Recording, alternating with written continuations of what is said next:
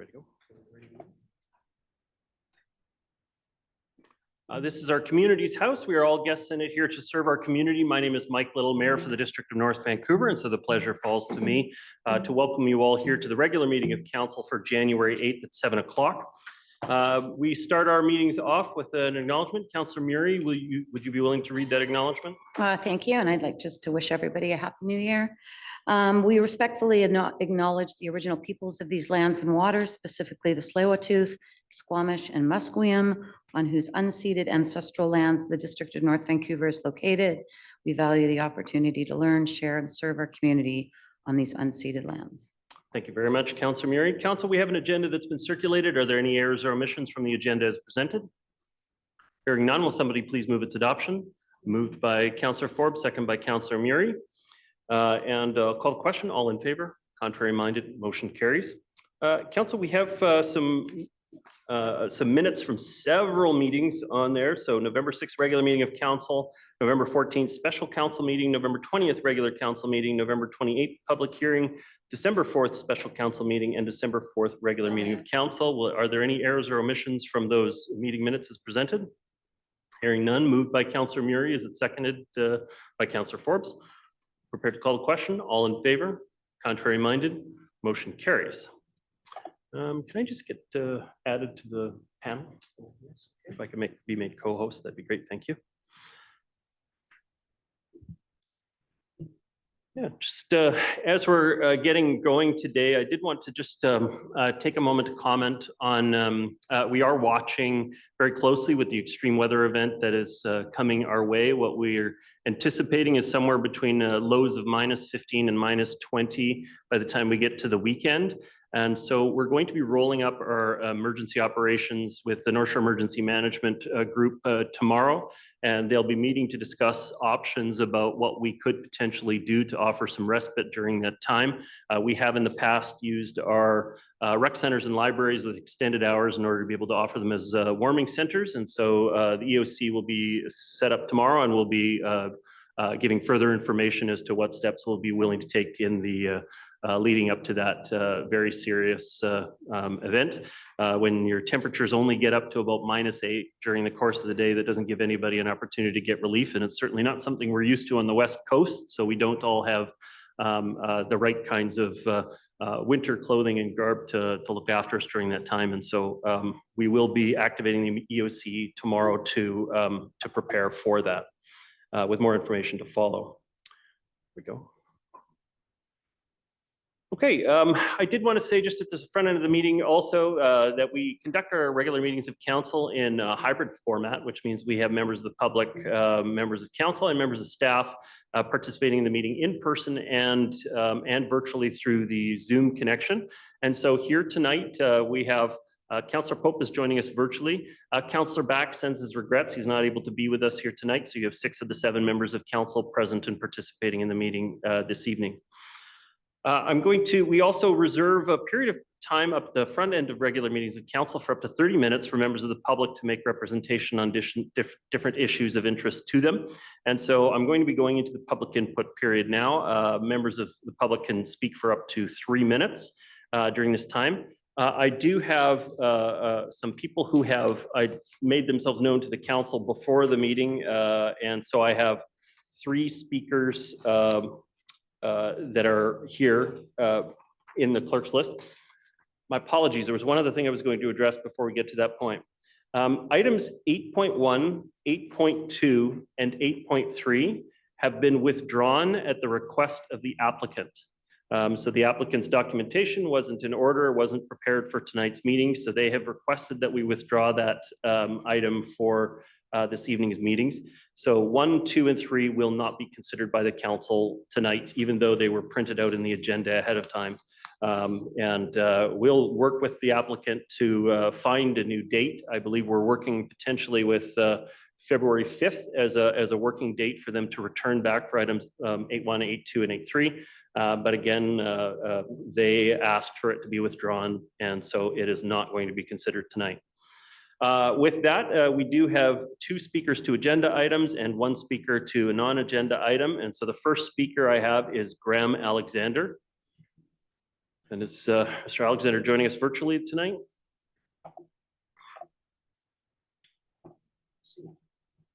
I see Graham as a panelist, so if you can move, I believe, Mr. Colbert and Graham Alexander over.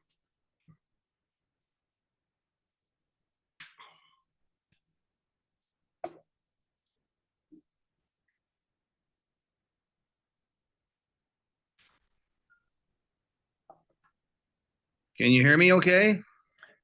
Clearly, welcome. So we have Graham Alexander up first, followed by Ben Bazarat. Graham Alexander, welcome. You have 3 minutes to address the council. Okay, well, first of all, Lordship, I want to say thank you.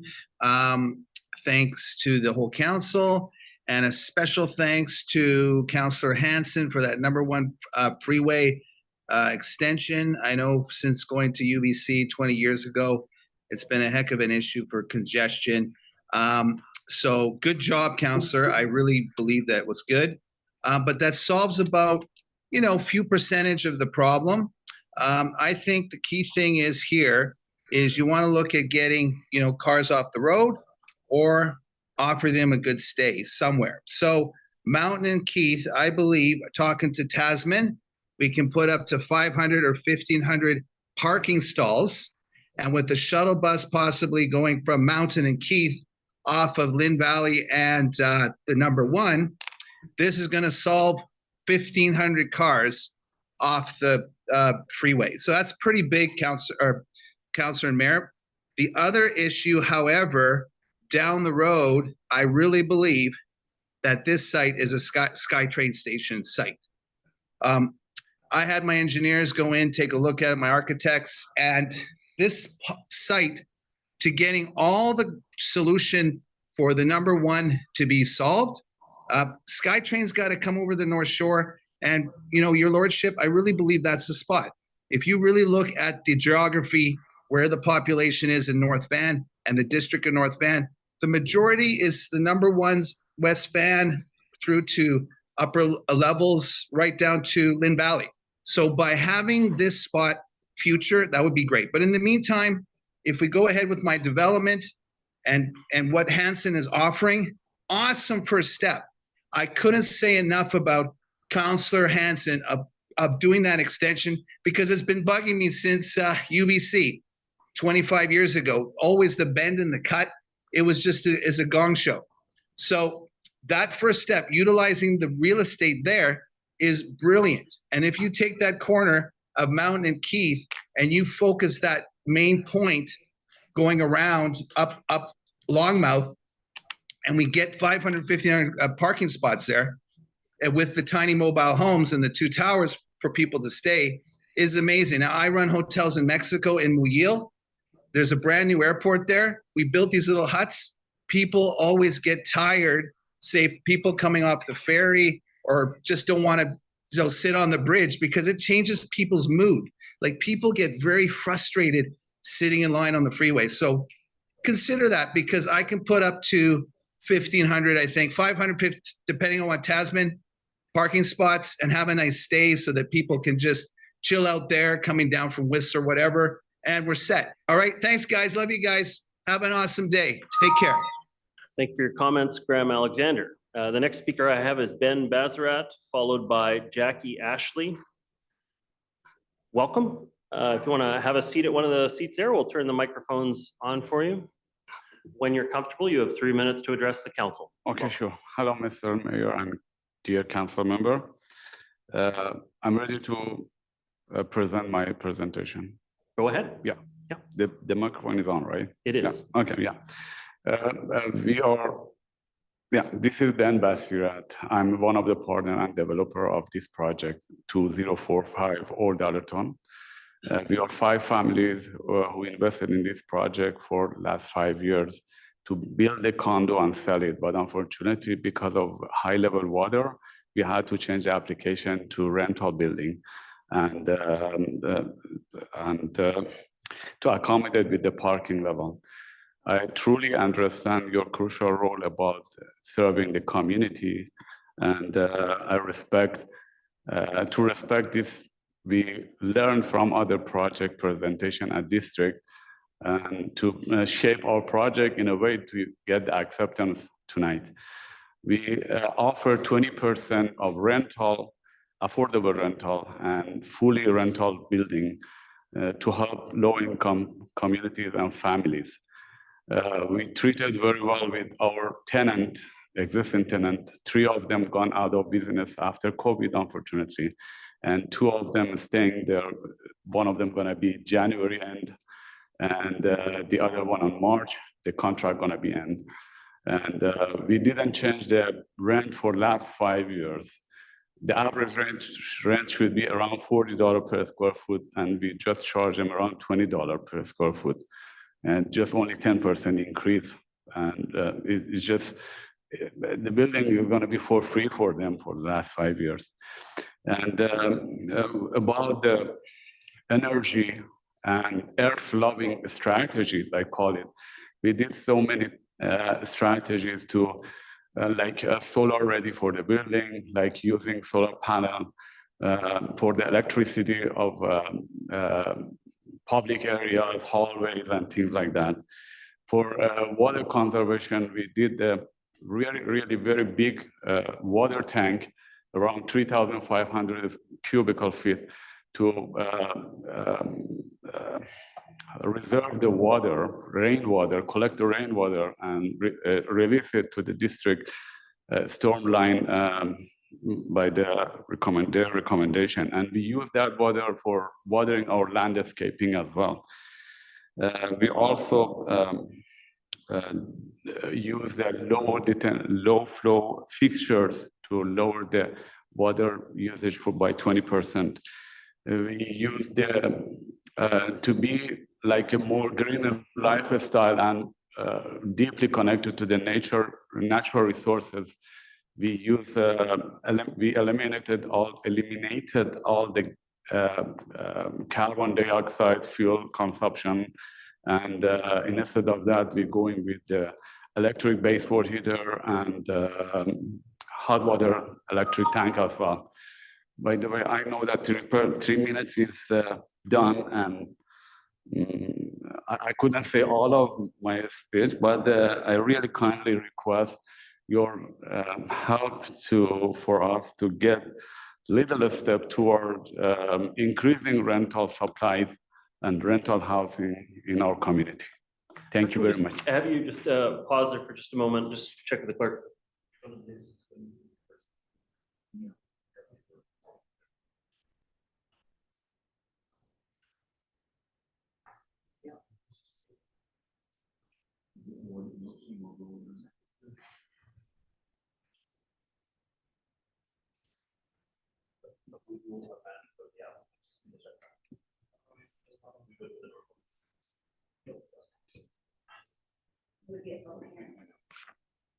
Right, okay. Thank you very much. We do have an opportunity for one additional speaker in favor at the time the issue comes up. So if you did want to add additional comments when the item comes up for discussion, you'd be welcome to add some additional comments with another party there. I did just want to say that, so just to be clear, this is the 2045 to 2075. 2045 to 2075 Old Dollarton Road that you're referring to. So Yes. There's a couple of different developments up for consideration tonight. Yes. And so all of those comments were pertaining to the Old Dollarton development that's up for consideration Yes. later this evening as part of 8.6 and 8.7. So, Yes. Okay. Thank you very for much. the opportunity. Thank you. Thank you. The next speaker I have is to non-agenda item Jackie Ashley, followed by Hazen Colbert.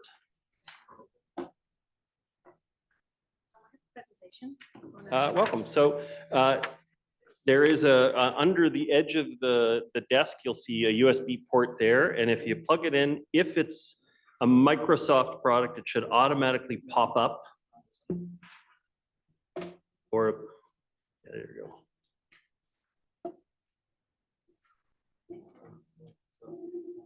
Thank you so much.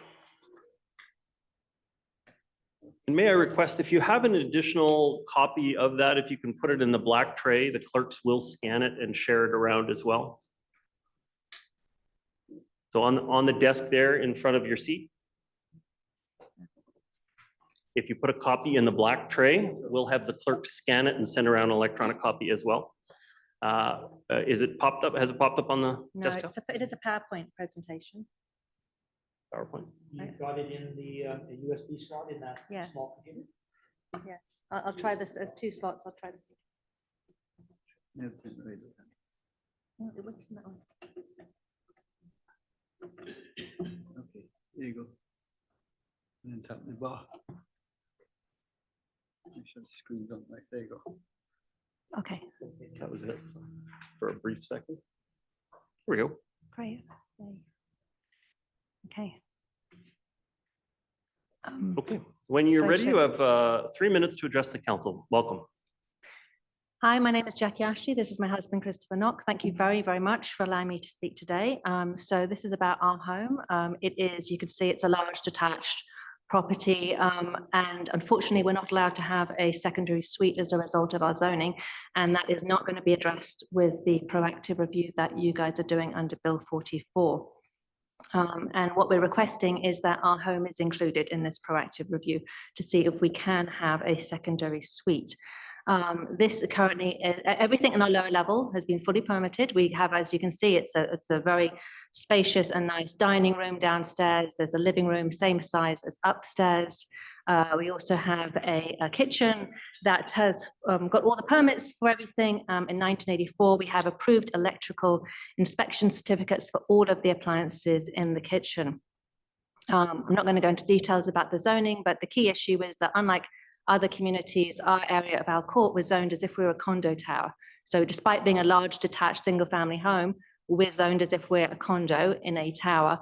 And so I've circled in red the Alcor area. The area in red is kind of like where our house and our land sits. So we're obviously not a condo. But we are not allowed, our zoning does not allow us to have a secondary suite. This has been, our house has been in the news before. This lower level was rented out previously by the previous owners to a family of 4 for 7 years. We ourselves have rented out the lower level to grouse workers and to somebody who worked at the Children's Hospital. In 2022, we were part of a front page of the Vancouver Sun article because there were Strata Act restrictions that were resulting in the potential eviction of our tenant. I met personally with Premier Eby about this. The Strata Act was changed. The Vancouver Sun article also raised the fact that our zoning doesn't allow a secondary suite.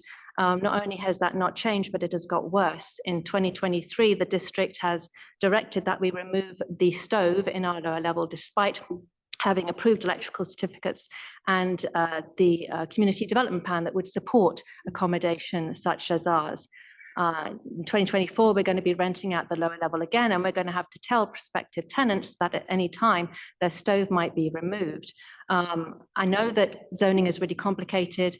Bill 44 allows, I think, a unique opportunity for the district to look at our home as part of the rezoning of Bill 44 in order to determine whether we should be allowed a legal secondary suite. That is my submission, and I have sent, you have additional handouts and happy to answer any questions. Thank you very much. Okay, the next speaker I have is Hazen Colbert, joining us virtually.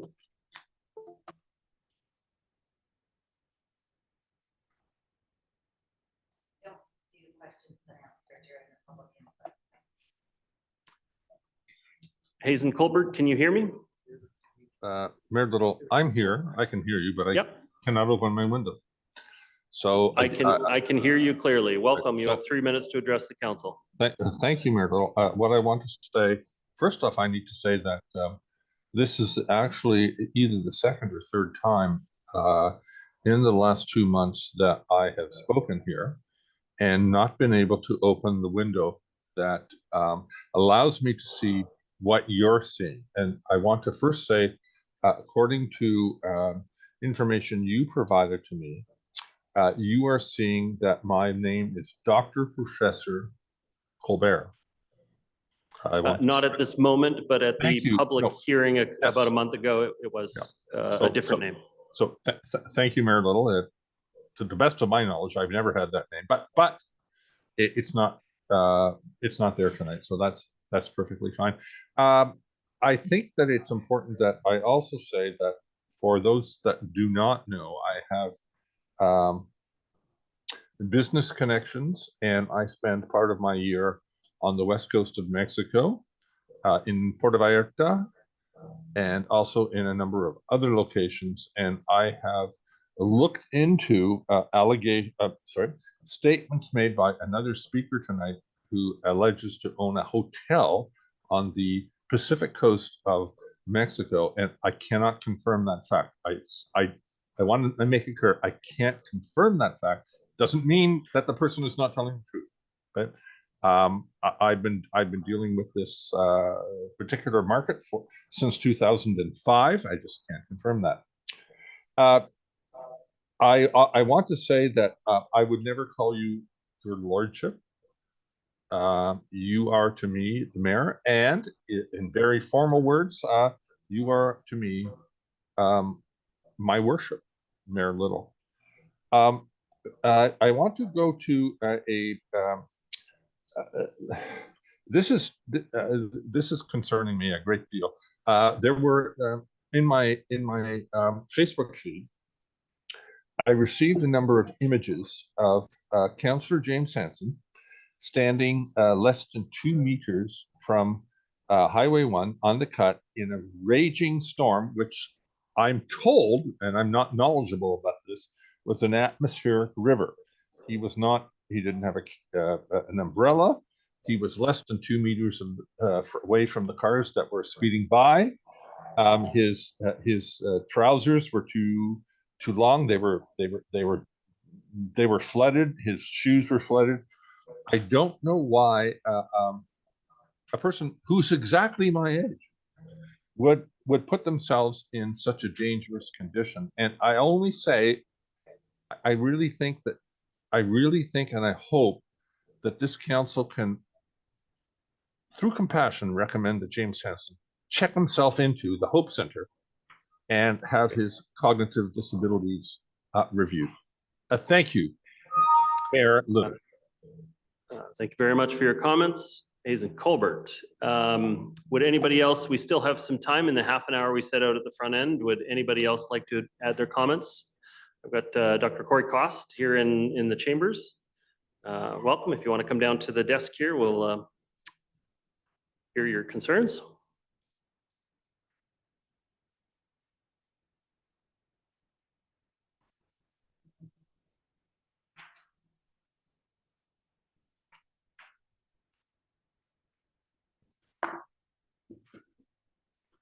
Welcome. When you're comfortable, you have 3 minutes to address the council.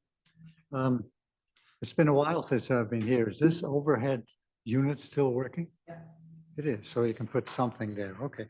I don't think I need to put except one item. It's been a while since I've been at this facility. I've rather gotten used to the virtual inputs, and I think it's great for many people, not so great for others. So I want to comment on the agenda item 8.6 before you this evening. I'm happy with the shadow studies. I think they're a big improvement of what I've seen in the past. Not so happy about the 7 units only out of 36, which is 19%, are going to be below market. And below market is really not defined well there. I do like the provincial order, which identifies 1,541 units to be built in a short period of time by the district, of which 657, that is 43%, are going to be below market. And I think that's a substantial improvement as well. My perennial concerns about the relatively nearby chlorine plant, I expressed that in a notification to you earlier. The public lane purchase seems to have either one price on page 221 or another price on 3 successive pages, starting at 283. I have a concern over the lack of BC building code changes that should have addressed the COVID issue that we've had. And I have some concerns that any buildings are still going to be a danger should we have another pandemic. The virtual public information meeting that took place April 4th to April 25th had a very limited amount of input on this issue. No public meetings that were accessible other than virtual, and only one written statement was received there. There appears to be a lack of implementation plan that I was looking for on Maplewood, and that would be nice if the public could be pointed to that. And a change in policy, which this particular proposal has, that we don't have a public hearing, and thereby I urge council to have a public meeting on this matter and delaying the first reading of this particular bylaw. Well, thank you. I'll leave the material here to be looked at as a copy. Thank you. Thank you very much for your comments, Corey Cost. Okay, would anybody else like to address the meeting? Okay, seeing none, I'm going to move on with the business of this evening's meeting. As I stated at the front end of the meeting, items 8.1, 8.2, and 8.3 have been withdrawn by the applicant. So we're going to be moving to the report section, starting with item 8.4. This item is up for adoption. This is bylaw 8659, proposed amendment to Schedule A of Development Servicing Bylaw. And this has already been debated by the council, and so this matter is just up for adoption. That's correct. And so I'll be moving adoption. Is there a seconder on the matter? Seconded by Councillor Ma. No discussion on adoption. I'll call the question. All in favor? Contrary minded? Motion carries. The next item up for discussion is the bylaws 8555 and 8554 OCP amendment and rezoning for the 12-unit townhouse development at 3288 Brookridge Drive and 1135 to 1147 Ridgewood Drive. This matter is returning from a public hearing and is up for council's consideration. I will be supporting the recommendation, and I'm looking for a seconder on the matter, seconded by Councillor Hansen. And so just my own comments, I was not able to be at the public hearing, but I was able to review the full meeting and the minutes that came with it as well. And so I do feel prepared to vote on the matter. My general view is that while there is definitely concern about traffic flow in the neighborhood now, regardless of whether the development goes ahead or not, we need to address that traffic challenge in and out of the space. But I don't think it is significant enough for us to put the brakes on this development in this space. The amount of cars that are likely to be generated is an extremely small amount of vehicle traffic in and out of the area. Just for comparison's sake, I live on a street with about 800 cars an hour out front my house, and we'd be talking about 6 cars an hour potentially at the peak period coming in and out of this space. So in my view, it doesn't amount to a significant amount of additional traffic going onto that area. Otherwise, the general use of this size and scope and density this close to the village town center, I think is reasonable, even though it wasn't originally contemplated in the official community plan. The local area plan supports this type of use in and around this space. And I think regardless of whether this proposal goes forward or not, we should be sitting down with Highlands United and talking about better ways to manage traffic accessing and egressing their facilities in and around the space to give some relief to the neighbors as well. But I think the project itself is something that will benefit the community, and I will be supportive of it. Councillor Hansen, you're the second speaker on the matter. Yeah, thank you very much. Thank you for everyone involved in bringing the matter to this stage. Thank you for your comments, Mayor Littlewich. I agree with everything that you have said. I'm pleased to support this proceeding to second and third reading. Just by way of a brief summary of this proposal, it involves placing 12 three-bedroom condos on what is currently 3 single-family lots. The proposal calls for 5 buildings, 3 stories fronting Ridgewood and 2 stories facing southward. The proposal is consistent with the Edgemont Village Center plan, and with very few exceptions, every speaker at the public hearing was supportive of the proposal.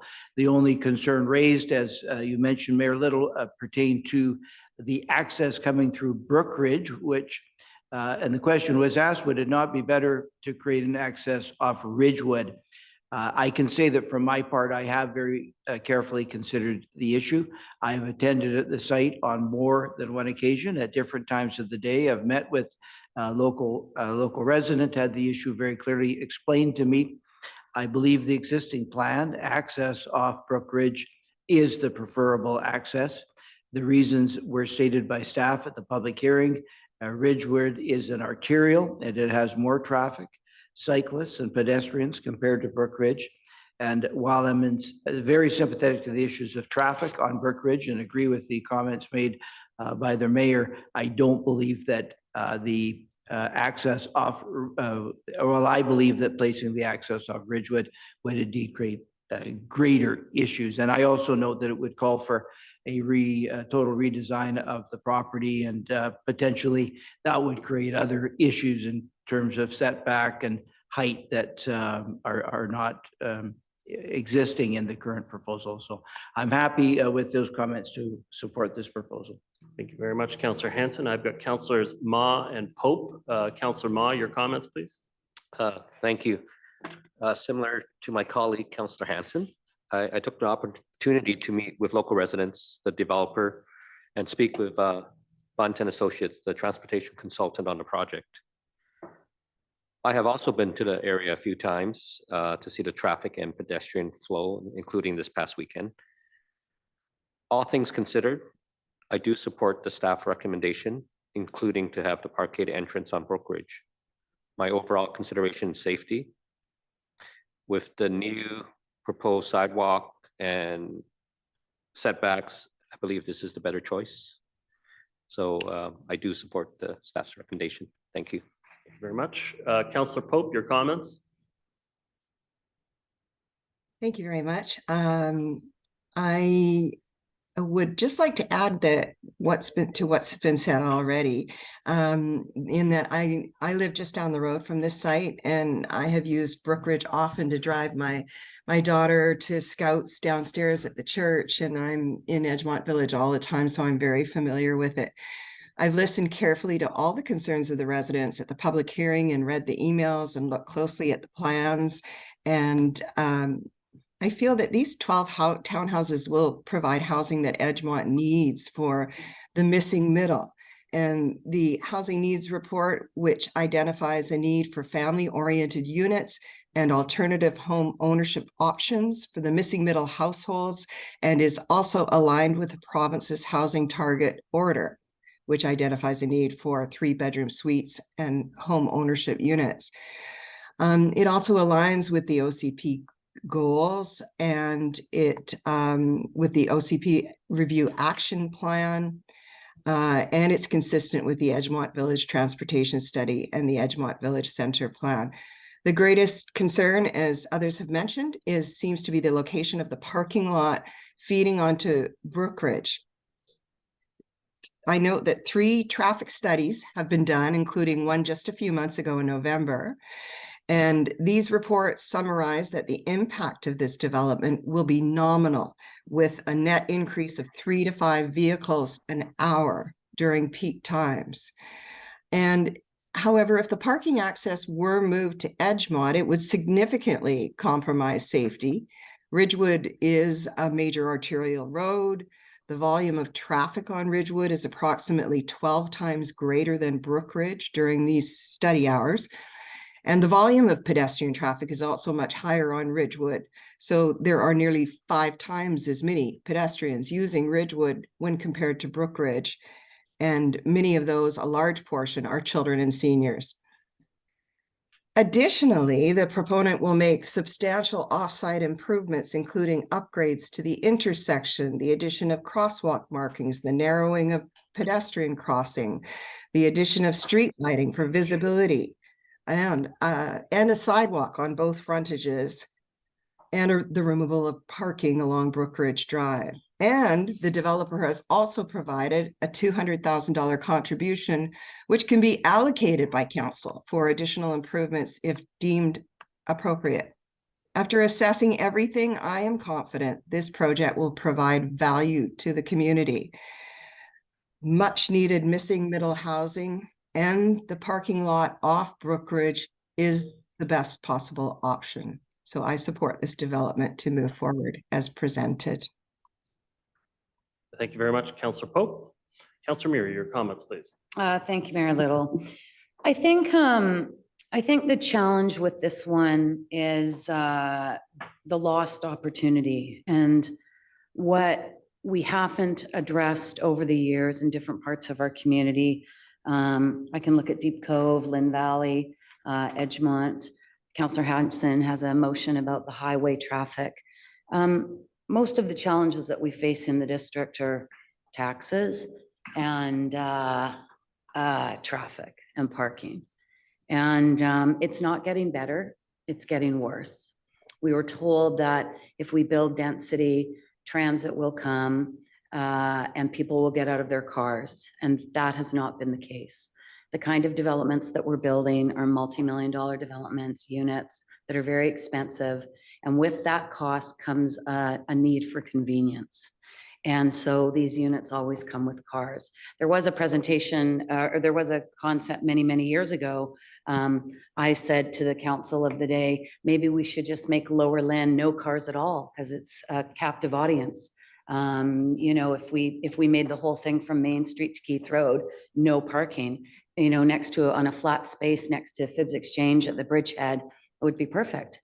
But the development community would have nothing to do with it because they need the car space for the penthouses on the 25th floor. That's where the profit is. And I get it, it's business, right? I do understand that. I think the lost opportunity with this one is that when this was brought forward originally in 2018 and the council led by Mayor Little was elected, we said no more development in Edgemont. There was too much going on. Businesses were hurting. The construction was chaos. It was really hurting the local community, and we campaigned on that. We held our promise and we stopped it.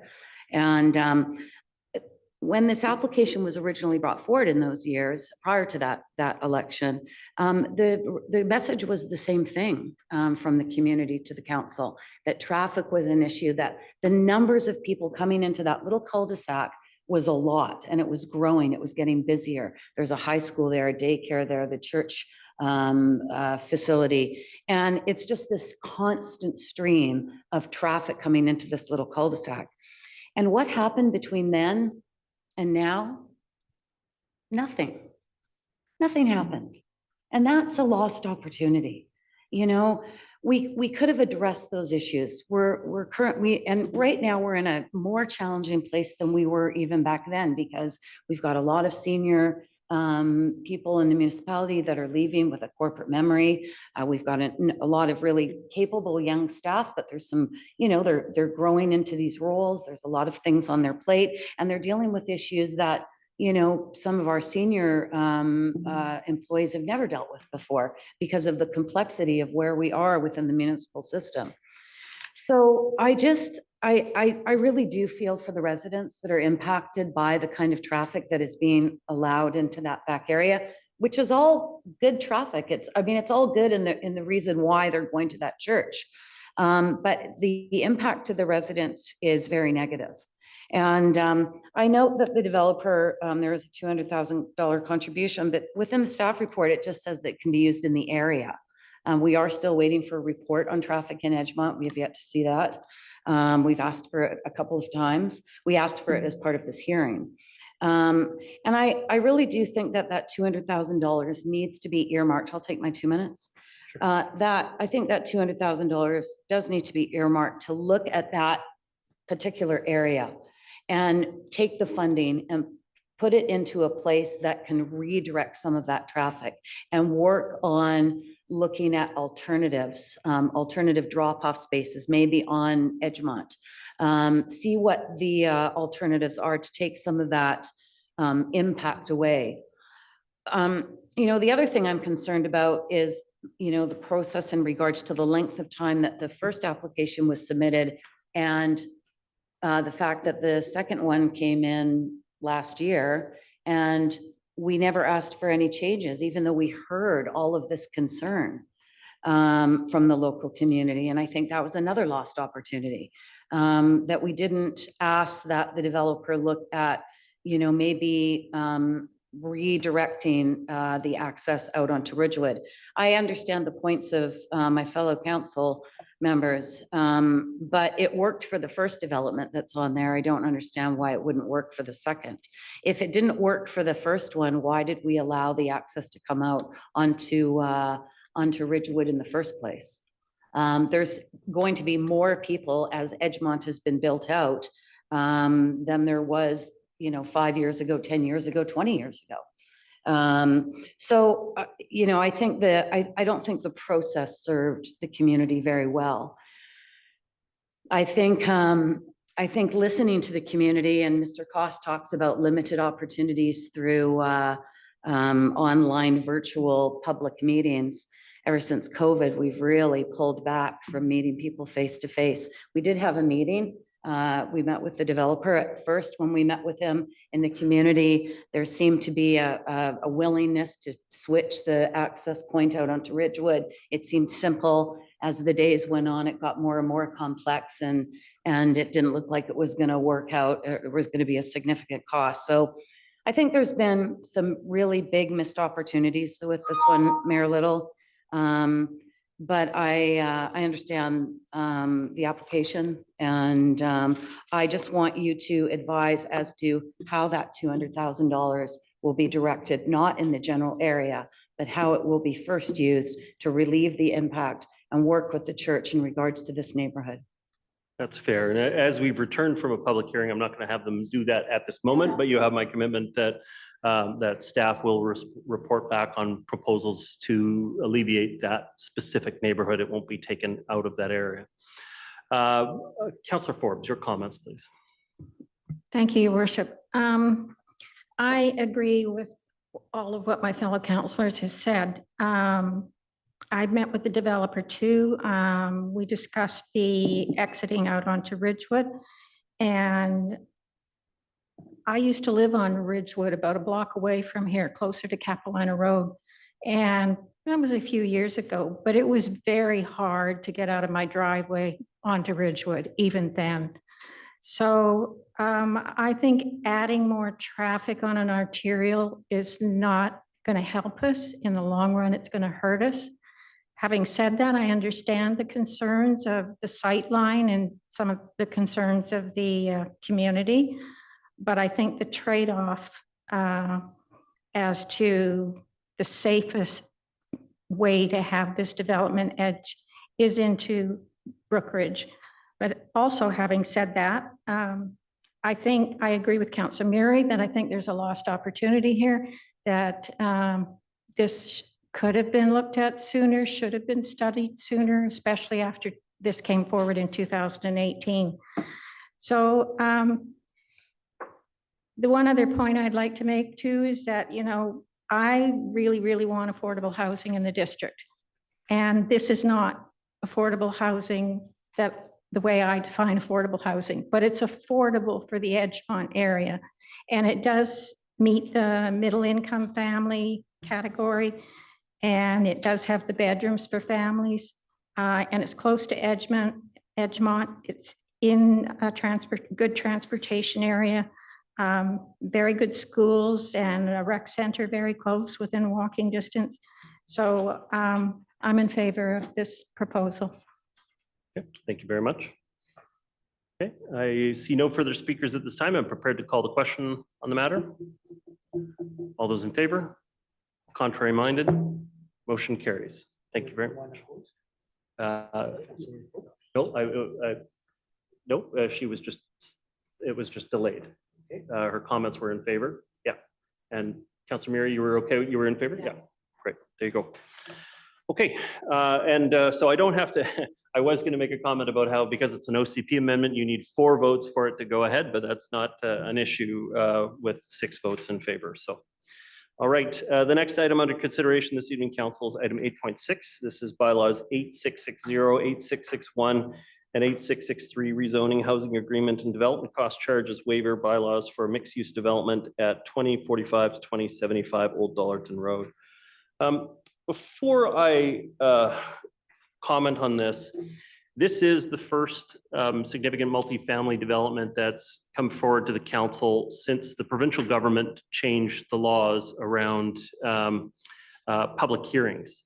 And so for those that have not followed up on the issue, basically if a development proposal is in line with the official community plan for that area, then it's actually against the law now for the District of North Vancouver to hold a public hearing on that matter. We're still able to hold a public hearing if the matter is not consistent with the OCP and therefore requires an OCP amendment. But when it is consistent with our official community plan, it is against the law for the municipality to hold a public hearing. There's a variety of views on the council, so I'll be very careful about using comments that sound like I'm reflecting all of the views on the council, but I will just say for me that I'm not satisfied with the amount of public input that can go into these matters. Some of them represent very significant changes for the community, and so even though they are contemplated or at least discussed in an official community plan process, and so the community should theoretically be aware of it. My experience in local government going back to about 2005 is that very few people know what is in the content of the official community plan. And sometimes it takes additional meetings to go over what the plan was, what could be contemplated in those neighborhoods. And so when the provincial government changed the law, I think it's going to surprise a lot of people in our community about what kind of density is found within our official community plan, which definitely is going to help us address some of the housing supply issues as expressed by the provincial government. But at the same time, in my view, I think that it takes the flexibility that the council built into the official community plan and makes it the law. Whereas the original intent when we put that flexibility into the official community plan was so that you would have some bigger buildings mixed in with some smaller buildings. You'd have an eclectic mix in a particular neighborhood. This actually puts incentive in place for you to build to the max, to the point that I think you're going to have a uniformity that I think is going to be unattractive in some areas. But I'm not people's housing obviously has a value beyond necessarily aesthetics in different areas. But I still think that the public should have more of a say in this. And so what this has effectively done, the rule change, and this is the first major project to come through under the rule change, it means that the public has to be more diligent about sending in feedback through other means ahead of time. Sending in emails, sending in their concerns, and our staff are still committed to answering and responding to questions as they come in. But there will not be a formal public hearing for these kinds of developments that comply with the official community plans going forward. To hold that would be put the municipality in direct collision with provincial law and would put our ability to make decisions in jeopardy on those spaces. So I did just want to make that comment at the front end of this because this is the first time that we've had one come forward in this kind of manner. But it is now the new de juris norm where this is now the law of the province of BC and municipalities of our size. So to that end, what these will look like now, I'm wondering if I can maybe apply the clerk for a second. So then these developments, when they come forward, will go through as 1, 2, and 3 in a particular night. And then once they meet the technical requirements, they'll come back for an adoption at a later time, as opposed to where we would normally do 1, a referral to a public hearing, then public hearing back to 2nd and 3rd, and then adoption at a later time. Is that fair characterization of it? Yes, Your Worship, that's perfectly correct. And I will, not much more needs to be added to that, but I will say Taking it out of the public hearing stream, which is now prohibited, just has the bylaw handled like a regular bylaw. And with the regular bylaw, council has the right to grant up to 3 readings in one sitting. Then it's a minimum 24-hour break, then adoption. And of course, we leave 2 weeks between regular meetings. So standard bylaw, standard approach. As you said, 3 readings one night, next regular council meeting, as long as we get our technical things done, such as legal agreements. Some of these require referral to Ministry of Transportation and Infrastructure still. Get that out of the way within 2 weeks. We can have it back for adoption. So in addition to that, so we still have an obligation to advertise and make the community aware of this. And so to that end, we still put signs at the property. We still do advertising of the rezoning in the newspaper. And we still do a mail out in line with our policy for the neighboring properties. And all of that has been done in this case. Is that correct? That's correct. That is one of the changes involved with this, where in the past with the public hearing, we did the signs on the property, notice in the newspaper, and a mail out to a certain radius announcing the public hearing. Under these new rules, the province has us doing that prior to first reading, and rather than noting when the public hearing will be, we're noting when first reading will be. So the same amount of notification is done. It's just prior to and announcing first reading. And then, as we said earlier, at first reading, we can do first, second, and third. Next regular meeting, adoption. Well, I will just say, just to close my comments on this, that this again has been, the provincial government made commitment to do this. They changed the law in a rather quick fashion. I'm not satisfied with the amount of consultation they did with the province and the Union of BC Municipalities. Others have different views and think it was bold action and will lead to positive things in the community. Either way, I would say if you're not satisfied with it, contact your MLA and share your views with it. And if you are very satisfied with it and think it's the right direction, also contact your MLAs and share your views with them. I think that's all I'm authorized to say on it from the council at this point, because we don't have a unanimous view on it necessarily. And but I think putting the burden on municipalities, basically striking local area plans, basically striking rezoning, and all of the tools that came from that, producing the affordable units that came from that, and all of our progressive policies, such as protecting renters in relocation through relocation policies, we're going to have to go back to the drawing board and how we deliver those services back to the community, because this change does remove those. So. But this is now the new way of doing developments that comply with the official community plan. I'd like to move on with the business part of this now. And so this item is up for first, second, and third consideration. Mr. Clerk, would you like to read the bylaw in, or do you have any other additional comments before we go to council's discussion on the matter? No, Your Worship. The information is before council and the public, the 3 bylaw numbers, and proposed 3 readings for each of those bylaws. And we would look for a mover and a seconder. I'll be moving the recommendation. Is there a seconder? Seconded by Councillor Hansen. And just my comments specific to this development. This has been a long lead up to this project. There's been a lot of work with the community back and forth about this. This is in one of the identified town center areas within the District of North Vancouver, within the Maplewood community. And while I'm still very concerned about vehicle traffic generated in this area, because I don't think there is sufficient road infrastructure, I do think that this is the type of density that we are contemplating for our village centers. And so I will be supportive of this. And I guess I'm supporting all 3 readings, but we'll handle 8.7 separately if it passes. Is that fair, Mr. Clerk? Yes, Your Worship, that's a separate matter. This is contingent upon the road closure, but if 8.6 is passed, then 8.7 will be up for consideration. If 8.6 is not passed, then 8.7 is moot. So that's a fair way to look at it, yes. Okay. Seconder, Councillor Hansen, your comments, please. Yeah, thank you very much. Again, thank you to everyone who's brought the matter to this stage, staff and the applicant. I know it has been a lot of work, that these things do involve a lot of detail and a lot of planning. Excuse me.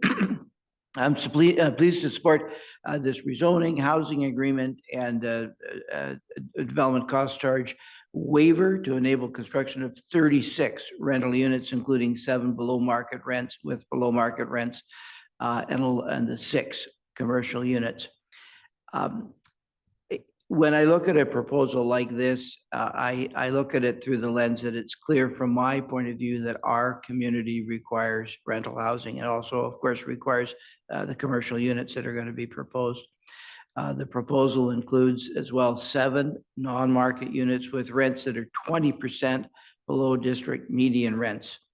And from my point of view, it's easy for me to support this proposal. It's consistent with my election promise. Indeed, my promises throughout my time on council where I've said I will support rental and affordable housing. My votes have been against the expensive development strata market housing, which I believe has a lot of issues. But when it comes to market rental, affordable rental, I have consistently voted in favor, and I will continue to do so. I noticed that the proposal calls for 29 parking spaces, which is less than 1 stall per unit. That includes 12 stalls for commercial and residential visitors. I hope that in future, given expected transit upgrades in Maplewood and to other locations, that we can consider proposals with less parking. And I was intrigued by Councillor Ramirez's comments earlier today about the Sealand area potentially being car-free in a potential vision. I think it's time that we start to give more consideration to building these units without parking, and that will contribute to affordability in areas such as this. I also note on the topic of changes in provincial legislation, changes in the rules that bear upon these types of issues, that the province has issued a housing order requiring us to create 1,541 rental units by 2028, of which 657 are to be below market rental. And we are a delegated authority of the provincial government. So this is an order. This is a requirement of us. We are no more, no less than an agency for this purpose of the provincial government who have issued us this dictate. And of course, this proposal is a step towards compliance with that order. So with those comments, I'm glad to support this proposal, and I do believe it will provide badly needed rental housing in this location. Thank you. Thank you very much. Councillor Ma, your comments? Thank you, Mayor Mike, for setting the legislative background on this. I will support the staff recommendation. The keys for me are the 36 units of housing, with 2 being enhanced accessible units, the 7 not on market, it's roughly about 20%. And that the building, form, layout seems to be consistent with the environment of that area. So I'm happy to support this. Thank you. Thank you very much, Councillor Ma. I don't see any additional. Councillor Miri, your comments, followed by Councillor Forbes. I think it's unfair that you got, Yeah, and Councillor Pope as well. There you go. I think it's unfair that you got all that time to talk about the provincial government's changes. You're not giving us the equal amount of time. Can I ask, Ideally, I was trying to comment on the change in Yeah, bylaw, yeah, well, not this particular development during that time. But Councillor Miri, go ahead. is there a cost to the parking stalls? Could I ask how much? Can you come to or can I ask staff or who am I asking? Sorry, we're at return from second and third. So do staff have a response to that? Is that information that was part of the presentation? No, we don't have a hearing. There's no hearing. That's right. That's another oddity that we can receive new All information kinds of right up to the information. decision. There's so many bumps in this. It's not, Okay. it's crazy. So I'm looking to staff. Staff, do we know a rental rate for the parking stalls as they are bundled Oh, at this point? They are unbundled, so do we have a rate for them? how much is Okay. it? You could come forward and And sit come at on, the come on front. back up to the We microphone, can talk to please. you because we haven't been in a hearing. Yeah, I think so. Yeah. Alright. I'm So- here to get, Suit. yeah. Wonder how I'm that's gonna mess things up. It feels so Answer wrong. our question to get acceptance tonight. My partners are I all know. waiting for me to give them the good news. So it's unbundled because we have to do it to get all the points. Typically, what we're looking for is just the rental rate. The rate is around, probably around $80 something. Per stall? Per stall. Right. Thank you very much. Okay. Councillor Miri? So I live not far from this area and my children work at the local grocery store. So I spend an inordinate amount of time in this area and drive through it several times a day. And there is a significant parking issue in this area, and partly because it's got a very large business, commercial business, industrial, light industrial presence. And there's a lot of businesses that over the years have grown. There are also other at Northwoods Village, for instance, there's other rental apartments there, and they also charge slightly more than you charge. And I'm not meaning to get you to up your rates, but a lot of people don't park in the underground because of the charge, because the rental rates per unit are so high. They're very expensive for the rental rates. And, you know, below market and 20%, that's, you know, that's good. But market is, you know, $3,000 for a 2-bedroom in some places on the North Shore, or $3,000 for a bachelor on the North Shore. Like, it's very expensive. So rental is very lucrative. That's why all the development community, and you're agreeing with me, thank you. That's why the development community is going in the direction of rental, because it's a very lucrative form of housing at the moment. So I think that we really need to look at parking and traffic in this area. I had suggested no parking in Lower Lynn many years ago, but it's too late. We've already built the parking. It's already there. And we've allowed parking in this part of the community as well. But what what council did a couple of years ago was to reduce those minimums in this area even more. And they allowed a rental building, a piece of property that sat for 10 years, to take out an entire floor of parking. And now we're going to watch a number of units come online with no parking. And already the streets are filled with cars. Even Old Dollarton, that has no development on it, east of Riverside Drive, is filled with cars every single day, because those cars are parking for the local businesses that exist in that area. So parking is going to be very, very challenging. And the bus system is just not reliable enough. Even, you know, late at night, evenings, it's just not a reliable bus system in that area. In fact, many of the services of the bus system in that area are actually sometimes removed from the schedule because the ridership does not exist. So that, I do have big concerns. And again, I go back to the parking and the traffic. It's the biggest thing in the district. We have several reports pending to council for their consideration, and it's something that we need to look at. I'll take my 2 minutes on top of this 1 minute. And I think that the issue around the market and non-market is that eventually those non-market units with the ability to be able to add, I think it's 4% per year. Is it 4.5%, or what's the number for rental? I think it's 4%. 3.35. Then it, you know, it doesn't take very long to get it back up to market. So eventually they're just gonna, you know, it's just gonna become more and more. Can I ask you, the current Belmondo Cafe is a very loved little cafe in the community, and there's an enormous amount of seniors that attend after their walks, that little cafe. Is there any ability for you to be able, do we know where they're going? Have they been? I already offered them if they want to get registered, any stalls, any commercial unit for future, but they didn't get back to me. They love, especially Belmondo, they love to stay here in this communities area. But I believe there are some opportunity. They move to another building on the other side. There are some free stalls over there. Do we know that for sure? I know. I heard one of my, one of the building, yeah, one of my partner, he told me there is another building at that time we were comparing our rent to, average rent in that area. We saw that there is some vacancy over there, commercial stalls that maybe they can move.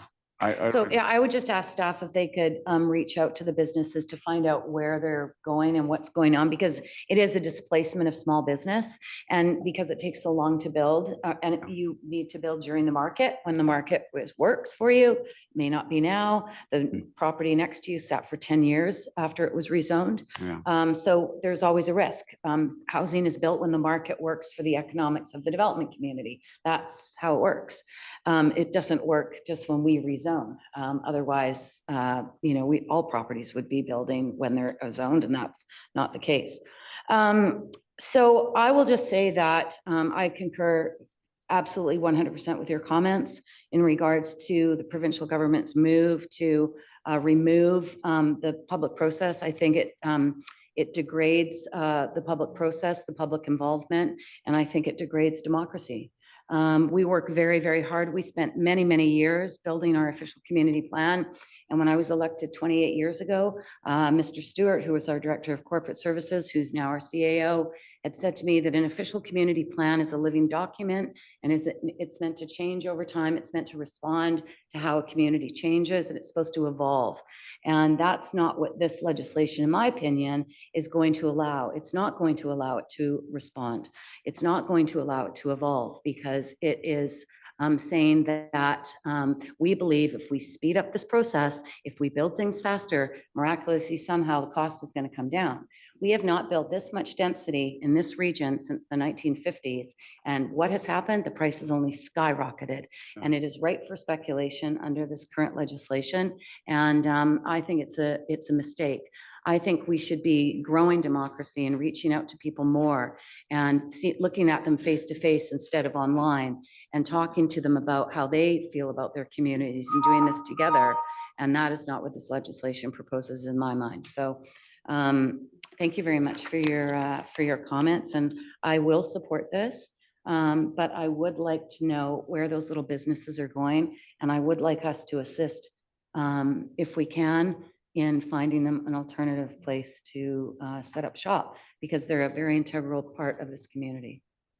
Thank you for your comments, Councillor Muri. I have Councillors Forbes and Pope. Councillor Forbes, your comments, please. Thank you, Worship. I will be voting in favor of this proposal because it's rental. But having said that, there are a few comments I'd like to make about it. But one of them is that we haven't, since there's a possible change in the land that may be owned in this area by the district, that we would have some say in the development. Since that may change, we haven't, as a council, looked at the Maplewood plan. And so I really want to make that a point, that this council, before we start getting more developments coming in and asking to be built, we need to go back and look at that. I know we aren't going to have public hearings, and I concur with both the mayor and Councilor Muri's comments on that. I think it's a lack of democracy when the public isn't allowed to express their opinion in a public forum. I wonder, I think Dr. Cost had a good idea. Maybe we could have a public information ahead of the first and second and third reading. That might be a way to get some time in. But anyway, back to this development, I'd just like to say I'm a bit disappointed that there's only 7 affordable. And again, I think defining affordable, we all have a different definition of what that is. This isn't as deep as what I would like for affordable. It's 20%, but I go back to CMHC and I like it to be based on income, not below market.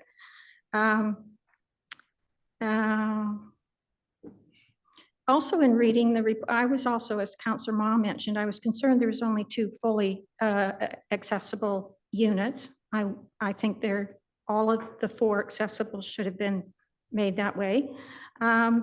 Also, in reading through this presentation, this whole report, it seems to me that a lot of information is based on old reports or old studies or old transportation plans. But when it comes to sort of helping out the development side with rents, then they're looking at current medium rents.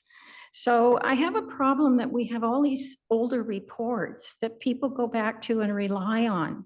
And we need to look at these older reports and get them updated, because otherwise we're having presentations coming forward where council has a different intention than what's actually possibly in those reports. So just last fall, I said I wouldn't vote for anything that didn't have a public hearing. And I am now having to rethink what I said because I don't have an option anymore. If I want rental income, there isn't going to be a public hearing, and I will always be in favor of rental income, affordable rental income. So having made those comments, I will vote for the proposal. Thank you very much, Councillor Forbes. Councillor Pope, your comments, please. Thank you very much. I am in support of this project. As I've said many times before, we are in a housing crisis and we have failed miserably at addressing the housing needs of this community. That is why the provincial government is taking bold action and why there will be no public hearing for this project. I support the province in having the vision needed to try everything possible to mitigate the housing crisis. However, this does not prevent anyone in the community from writing us, phoning us, meeting with us, or communicating in any other way to ensure their voices are heard. And I will always be listening. That said, this project provides needed rentals and non-market housing. And I wish there was more affordable housing. I always do, but I will be voting in favor of it. Thank you. Thank you very much. Are there additional speakers? Okay. I can go another round about the provincial government legislation if you want. You're about to get the answer you want. So so let's just charge ahead unless you really want to make a comment. So just, yeah. Okay, so I'm going to call the question for the council. Okay, all those in favor? Contrary minded? Motion carries. Thank you very much. Good night. So we were conferring, you spoke your time at the front end. We don't allow someone to speak 2 times in it. If you had a hearing, you could speak all over the place, but that's not the case. So good luck with your project. Thank you. Council, so just to put item 8.7 on the floor then, I'll be moving the staff recommendation. Again, this is a requirement of 8.6. Now we've approved 8.6. It follows that we would confer on this. So I'm going to be moving. I have Councillor Moss seconding. Is there any further discussion on 8.7, which is related to the project and necessary for? Hearing none, I'm going to call the question. Sorry, Councillor Forbes. Sorry, I wasn't sure if that was before. Councillor Forbes, you have comments on 8.7? Well, first I have a question. When you read through the documentation, the purchase and sale price is different. It's mentioned in 3 different areas on 3 different pages, and it's mentioned at $429,460 versus on another page is $395,000. So I just wonder if staff can clarify that, if it was a misprint or. Let's clarify that maybe older reports, just checking in with staff. What is the proposed purchase price? Through your worship. The proposed purchase price is the 429,000. The 395,000 is the minimum value, and it is adjusted based on the density that is provided. So under the new proposal, the purchase price was adjusted slightly. So the correct number is 429,460. Thank you. Thank you. Other than that, The only other comment I wanted to make is I'm a bit disappointed knowing that we're coming back after Christmas break. And knowing that there's no public input on this, and the only other way is to get a hold of us and email us or talk to us or whatever, call us. I'm a bit disappointed that this notification got published in the North Shore News one day after Boxing Day on December the 27th. And January 3rd was the notification as well. So I'm just disappointed in the timing. The notifications came right after holidays. And I wish that even if it had gone out a week, because I don't think the public is probably even aware of this at the moment. That's all. Thank you. Thank you very much. I will just say, though, I think we advertised this once earlier as well. And we also, this matter was initially going to be on a different date. Is that correct on this one, or am I confused with a different development? Sorry, this and 8.6 were originally proposed for December 4th. And no, we would not have done any notification because at that time, it would have been notification for the public hearing after first reading. But to accommodate it on this night, whether tonight or 2 weeks hence, would have been a better night. The notice for the road closure and the first reading notice I referred to earlier in my comments were done on those same days, December 27th and January 3rd, I think it was. So it was the second time, but yeah, okay. Councillor Murray, your comments. So December 23rd or 27th and January 3rd is hardly the time where people are paying attention to local municipal issues. There was a notification. When was the notification sent out?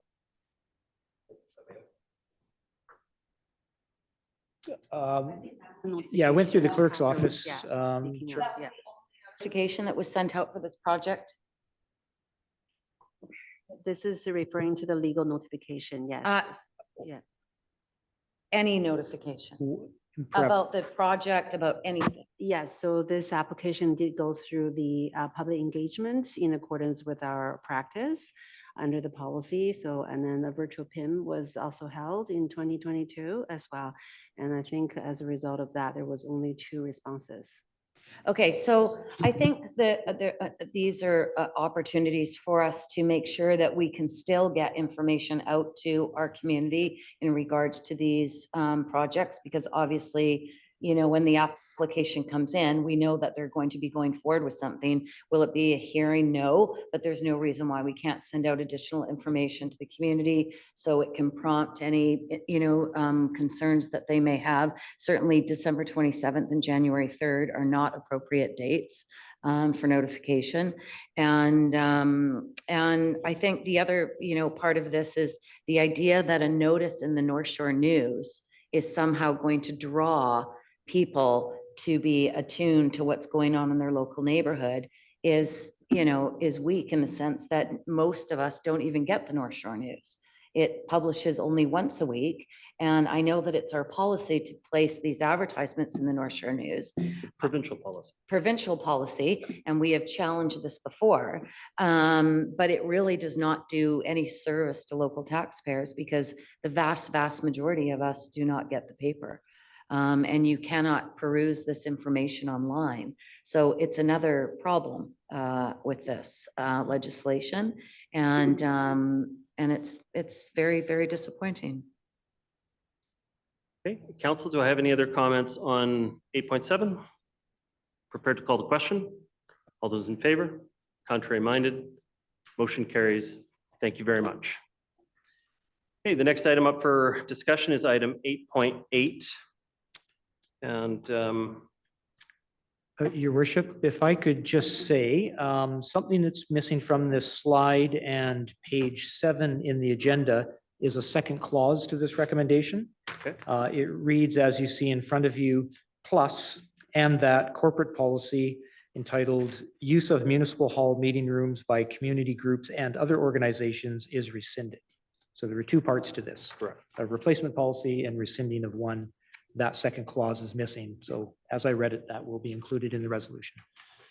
Yeah, no, appreciate that. And I'm going to be proposing an alternate motion and I hope I can find a seconder for it, but effectively, it would alter this to give the mayor's office discretion on two pieces. So sorry.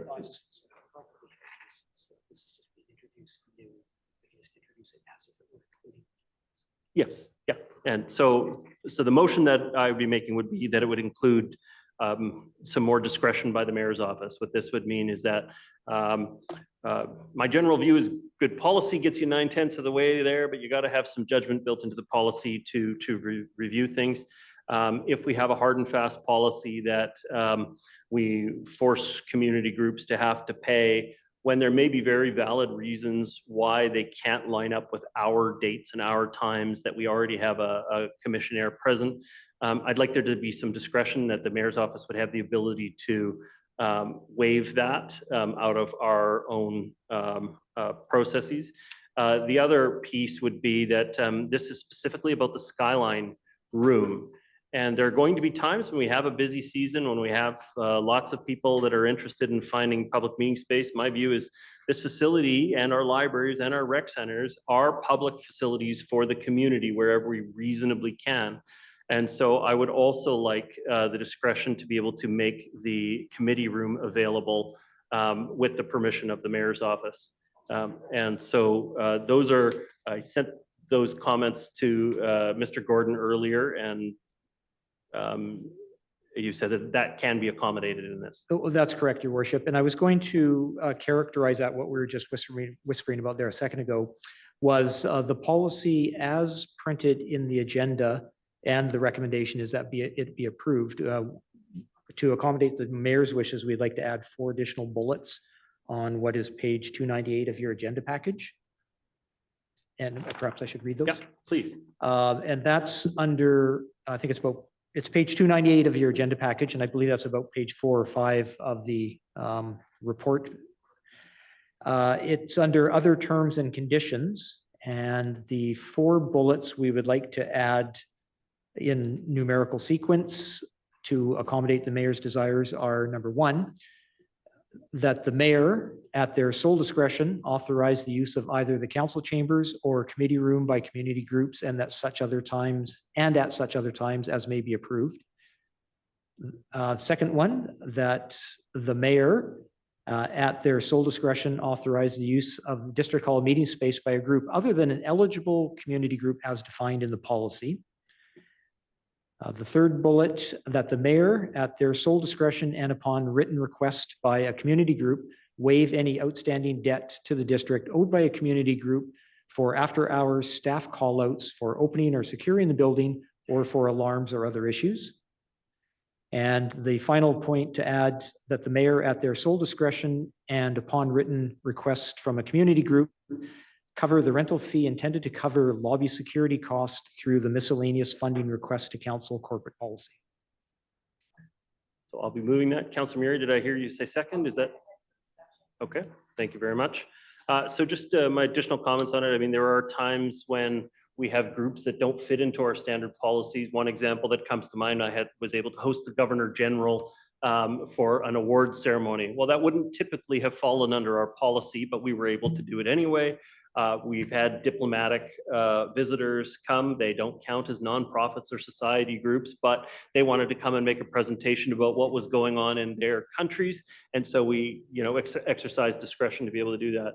And so again, this is trying to say that while there is a general policy that the community will have direct access to, and they'll be able to rent the facilities in there, there's sometimes going to be situations where we have to sort of wiggle to make it work. If there's conflicting meetings on the same time, that we make an additional room available. If there is a very good reason why they can't come on a night when we already have security services, that we can accommodate reasonably to make sure that there is still a public space available to them. I have to say I was a little bit shocked by some of the costs that we pass along in some of our facilities, partly because of the insurance impacts that we're all experiencing. So I attended the Woodlands Cascade Sunshine annual general meeting, and the costs were over $250 for an evening rental of a room that otherwise would have been sitting dark. And I got to say, these are our community facilities. We need to do what we can to open them up and make them available for our community to meet. It's part of a healthy community. And so I would ask for council's discretion to let our office be more active in making those spaces available. Councilor Murray, any additional comments? No, I'm glad that you added that, Mayor Little, because we have been talking about this for a number of years. The issues of charging community associations to be able to go into our facilities and conduct their business and bring people together. Again, it's just, I mean, it is a bit of nickel and diming for something that is, relatively innocuous in regards to the cost for us, but for small nonprofit groups or people that are just including their entire community with no fees or anything else, charging for the insurance. I know Mr. Stewart's looked at that over the years, but where is the insurance on this very long list of terms and conditions? It is not, but District Hall, I believe, has general liability for this facility. When it's a recreation facility, they have to have a policy. So do we not charge for insurance? Ms. Ryder, maybe you could address that. Ms. Ryder, is that the same for our library facilities and rec facilities as well? Do you have that information at hand? I don't have that information at hand, but I do know that especially with the Pemberton Heights community building, we do require insurance on that as well from the renters. So it's definitely something we'd discuss with NBRC. I couldn't advise what the library does. We should actually look at all of our municipal facilities and look at the costs of blanket applying an insurance rate to those facilities and just pay that cost so they can be used. Mayor Little, at the beginning of every single meeting in this chamber, you say we are in the people's house. This is the place for the people of the District of North Vancouver, and they should be able to use this facility. They've paid for it through their taxes. They've paid for our libraries. They've paid for our rec centers, and I will be raising it at the Rec Commission to look at that policy in regards to this issue, because I think we should be bringing people. We always want people to come out during elections. We can't do enough to get them out during elections. But when it comes to the community's business and the issues that the neighborhoods would like to talk about, or the nonprofits, we put roadblocks in front of them. And I'm glad that we're looking at this. I just think that it should be a lot simpler than even charging or having you waive it. So I think for now, this is I think this is something in the interim, but ultimately I think corporate services needs to come back with, or the clerk's department needs to come back with us looking at picking up these charges for our facilities to allow people to use them. Thank you, Councilor Mayor. I have additional comments from Mr. Stewart and Mr. Gordon, and then I'll get to Councilor Pope. So Mr. Stewart. Your Worship, Councilor Murray has mentioned what I was going to talk about, and that is if we have partners such as the city with REC, the library board, we're going to have to talk to these folks as well in order to move this forward. But I can tell you, as a president of a community association in another city, I pay $1,400 a year in insurance. Yeah, it's not affordable. That's why people don't do this work. That's why people don't do the work of, it's the same people over and over again in community association because of all these challenges that they have to face. And I don't think it's okay. Mr. Gordon, did you have additional comments? Yes, Your Worship. Specifically in reference to this policy, we worked very closely with our insurance and risk advisors downstairs in purchasing. So the insurance, I don't have the exact answer off the top of my head, but the insurance aspect of this has been duly considered. And I believe the situation was that, of course, we have adequate insurance. So if anything adverse were to happen, we're protected. However, we don't demand, but we encourage organizations using our facility to have their own insurance. If they're named as a party to a particular issue, but we're solid in our insurance. We suggest that they do. But it's the insurance that the point is, and I thank you, Mr. Gordon, for your comments. The point is, it's the insurance that those user groups are having to put out on top of the insurance we already have. If somebody comes to my house, I don't get them to buy extra insurance before they come over for dinner, right? Like, why are we asking, people to come into our house, their house, the community's house, and asking them to pay on top of, for what? I mean, we have people in this building constantly. what difference does it make if they walk in and sit down and have a discussion and then leave? I don't think in the 28 years I've been involved in this community, I've never heard of any problem we've ever had in any of our facilities with any user group at all. Zero. No, we just have to make sure that it is papered correctly, as it were, in this litigious time. Councillor Pope, your comments, please. Yes, I couldn't agree more with your suggestions, Mayor Little, and your comments, Councillor Murray. I really believe that we should be opening up as many public facilities as possible to the public in many different ways. And I think in doing so, it will encourage people to feel more involved in their community and in their municipal leaders, which is a good thing, and transparency, of course. And I would also really like to see the costs reduced or completely abandoned. So I second what Councillor Murray has suggested in terms of getting staff to look at if we can do that in some way in the future to make it more open, because it really, we're talking about within our overall budget, just a minuscule amount of money that we're charging people for these rooms in a big, huge building that's empty half the time. Thank you. Very much. Councillors Ma and Forbes. Councillor Ma, your comments, please. Thank you. Having been involved with for almost 20 years with community associations before being elected, I want the district hall and other venues to be accessible by community groups as a way to increase engagement with the public. So I do support the staff's recommendations with your amendment. So thank you for that. Thank you very much. Okay, Councillor Forbes, your comments? I wholeheartedly support that to open up our facilities, the public's facilities. I've also been talking to a few people for quite a few years about this. And I was just wondering, I just have two questions. Did we always, before COVID or back farther, did we always charge insurance to user groups? Because some of them said they'd never paid it before. So that makes me think it's come in since COVID. And in line with COVID, my second question is, we have changed the front of the hall so that the downstairs is not available, but that also cut off some rooms, meeting rooms that are in behind the glass wall. So could the public have access to those rooms like they used to have? Or is there any plan for the walling off of getting to those meeting rooms to change now that we're past COVID?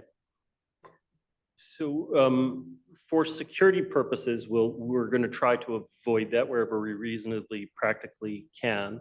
If we have a special event of some kind or whatever, then those things will be considered by the administration to decide whether or not access to those areas is reasonable for that event.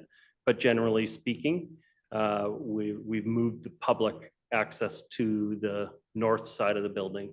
And that's why I want to have the flexibility with the chamber and the committee room, because the skyline room only, I think, is not enough. It's not enough, no. So that's the ask. Okay. Yeah. Well, I wholeheartedly, and I'm glad you added in those points. Any additional comments on the matter? Well, I can't help but, sorry, I'm just going to pipe up one more second. That Councillor Forbes talks about when did this take place, before COVID or after COVID? But it's become, and Mr. Stewart, you've used this term that, society is so less risk, we're risk adverse. We are risk adverse, and it is impacting us so significantly from an ability to be able to just look at things from the lens of common sense. And we're just always trying to check off every single little box that we can think of something going wrong. And then in doing that, a whole bunch of stuff goes wrong. People don't want to get involved anymore. People, don't want to volunteer anymore. People don't want to take part in a process or, speak out, because everything is so difficult. Everything is so difficult in society these days. Right. And it's not since COVID, it's since, the risk departments started talking to the lawyers, and the lawyers started talking to the department heads, and we don't want to take any risk at all. And that's what our whole society was based on, was taking risk, you know, taking a chance, stepping out. And it's sad. It's sad for the future. Okay, prepared to call the question? Your worship? Yeah, so I'll just No, restate. I'm putting it as the main motion. I'm not amending the motion. I'm putting it as the main motion. Yeah, and I'll encapsulate that in my restating of this. This is being proposed as new. So the mayor is just saying he's proposing it with those additional bullets included already. So there's no amendment to it per se. So there's two clauses, the one as you see printed in front of you, and the second clause that second policy, meeting hall, municipal hall meeting rooms, but use by community groups and other organizations is rescinded. And as noted in the policy that is being approved, will include those 4 additional bullets mentioned by the mayor. All right, it's been moved and seconded. Prepared to call the question. All those in favor? Contrary minded? Motion carries. Thank you very much, council, for your support on that. Now on to the Recreation Commission to do the same thing.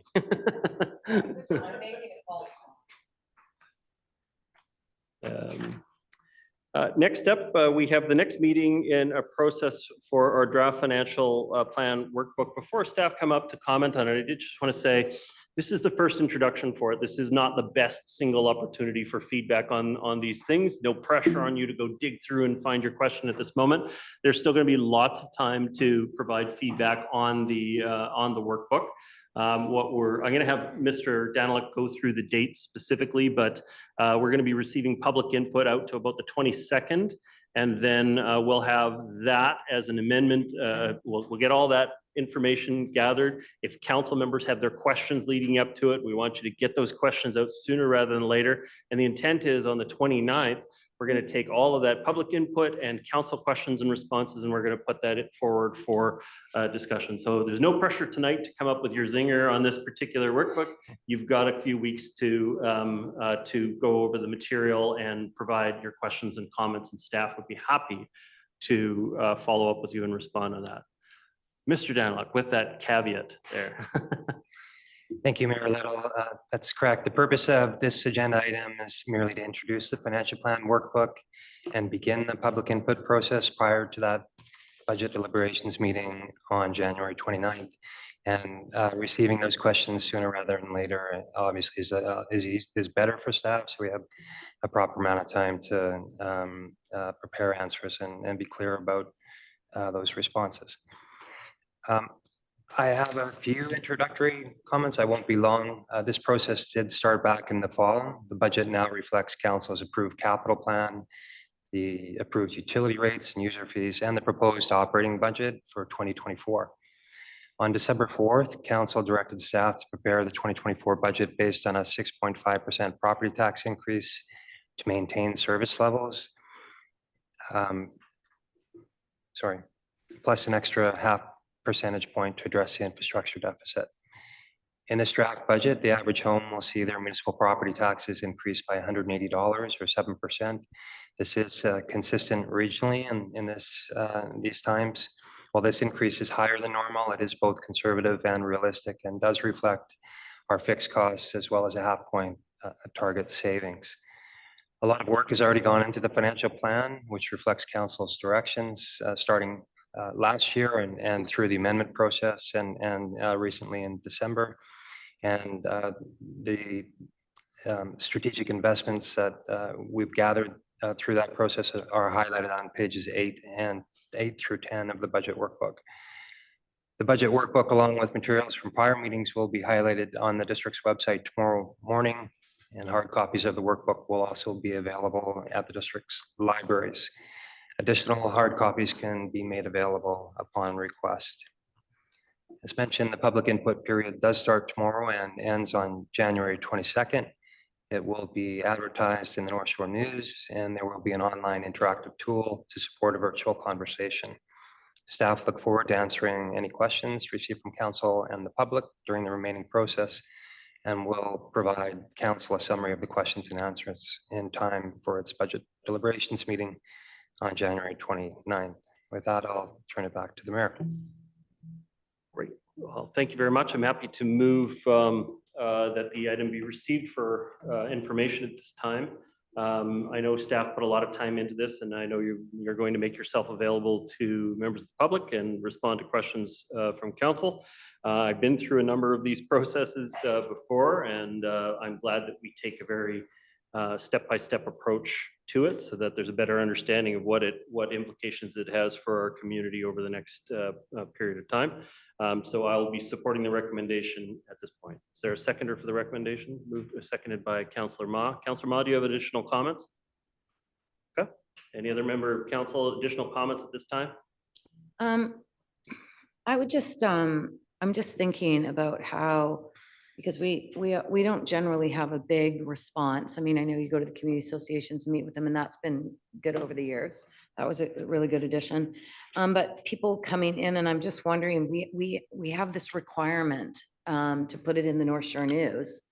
And I'm just wondering if we should look at a different way of doing it, Mr. Stewart, in the future, where we write a story about what we're doing and put it in the paper that way, so it gets picked up online on the North Shore News and people can see it, versus putting it in as an advertisement to a process that nobody sees online, because nobody picks it up on their doorstep anymore, very rarely. Even when you want it to be delivered to your community, there's very few people that deliver the paper anymore, so it's very challenging for them to get carriers. But we continue to use this process to get this information out, and it just is not working anymore. We've really got to look at that. Thank you very much, Councillor Murray. I see Councillor Forbes. Thank you, Your Worship. I'm going to sound like a broken record, but I'm just going to repeat myself again here. I just want to point out that what we're talking about here, 7%, we're talking about the district's taxes. We don't have the wastewater plant numbers, and we don't know what costs they're going to pass on to us that we have to charge and then give back. And we're not going to know those numbers till around April sometime. So, and school board taxes are separate from what we're talking about in here as well. So and Metro, so there's some flow through taxes that we collect that we then have to give back to the originating body that's doing the taxing. So your tax bill may look larger than this 7% we're talking about. And I just keep bringing that up all the time, every one of these meetings, so people realize we're not doing all that taxing. We're just doing our portion to keep our services and maintain our assets. And that's what we're talking about in this budget. There will be other taxing numbers that come through to us that will be added to your tax bill that comes in July. So I'm just a broken record. Thank you, Councillor, or Mr. Daniluk. Councillor. Through Your Worship, Councillor Forbes, it's a good point. The municipal property taxes represent about 57% of the tax bill. We don't have all the information on the other jurisdictions right now, but as soon as we do, we'll certainly make that information available. Thank you. Process. Any other members of council wishing to comment on the matter? Prepared to call the question on receipt. All those in favor? Contrary minded, motion is carried. Thank you very much. Okay, next item up for discussion. This is a council motion on Highway 1 transportation improvements. Councillor Hanson, you are the author of the motion. Would you care to introduce your item and move it and seek a seconder, please? Seconded by Councillor Murray. Councillor Hanson, your comments, please. Thank you very much. One of the most significant issues for district residents is traffic congestion and lack of transportation options generally. This has already been discussed today. This very comment was made at this council table. Nowhere is this traffic congestion worse than on Highway 1 eastbound on the cut between Lynn Valley Road and Mountain Highway. I drive this every day. I drive from Lonsdale to Seymour every day, virtually every workday, and I enter it at the end of the workday, and invariably there is congestion often stop and go traffic on this section of roadway on the cut eastbound. And I just emphasize what a waste this is, what a waste of everybody's time, what a disruption to business across the North Shore, social disruption, its impacts on emergency responders, the CO2 emissions. I mean, I go down and come up Lynn Valley Road, come up 17th and up the boulevard and enter at Lynn Valley Road at the end of the workday. And virtually every day, cars are either sitting idling or moving very slowly, spewing out their fumes into the atmosphere at as I say, a great social and economic waste to the community. I look to my right, and between Lynn Valley Road and Mountain Highway is a section of curb, of shoulder, available land that would easily accommodate a lane. I haven't yet, but I'm tempted just to pull out and drive down to Mountain Highway. And by doing that, I would free up in some small way that portion of the congestion that exists right at this location. And I appreciate that in so many cases, we can't build our way out of transportation issues, but in this case, there's a very discrete objective to be accomplished, which is to divert those cars that are waiting and channeling down amongst the cars that are headed over to the ironworkers, to divert the ones that don't need to go to the ironworkers and are actually headed towards the Mountain Highway exit. Get them off onto that shoulder, which can be turned into a proper lane, get them down to Mountain Highway and get them out of that section of the roadway. Now, it may be that this is going to require further engineering work by way of some kind of a divider, a designated lane, that there may be challenges if we just allow people to move into that lane all the way down that section of roadway. And I'll leave the traffic engineers to consider this in greater detail. But fundamentally, my vision is I view this as a low-lying fruit traffic improvement in the area of the cut, is just to create a third lane from Lynn Valley Road to Mountain Highway to create an increase in capacity in that section of roadway where the shoulder already exists. And I believe this can be done in coordination with pending Lynn Valley Road interchange safety and capacity improvements, which I understand to be under study and soon to be underway. I'll take my additional second minutes. So my motion calls for us to investigate ways of creating this third lane between Lynn Valley Road and Mountain Highway. As I say, I believe that just based on the fact that the shoulder already exists, it couldn't be highly expensive to create that particular piece of roadway. I do believe it would provide at least some incremental relief to what I see as being the most acute congestion problem on Highway 1. And then my motion also calls for us to contemplate any other potential roadway improvements to reduce congestion through this corridor, which is a site of such significant congestion, as I've said, and also for the mayor to write a letter to the Ministry of Transportation and Infrastructure to advocate for improvements throughout this corridor. So with those comments, I do hope I have the support of council and that we can persuade the provincial government to take this small step in the direction of improved road capacity on Highway 1 eastbound.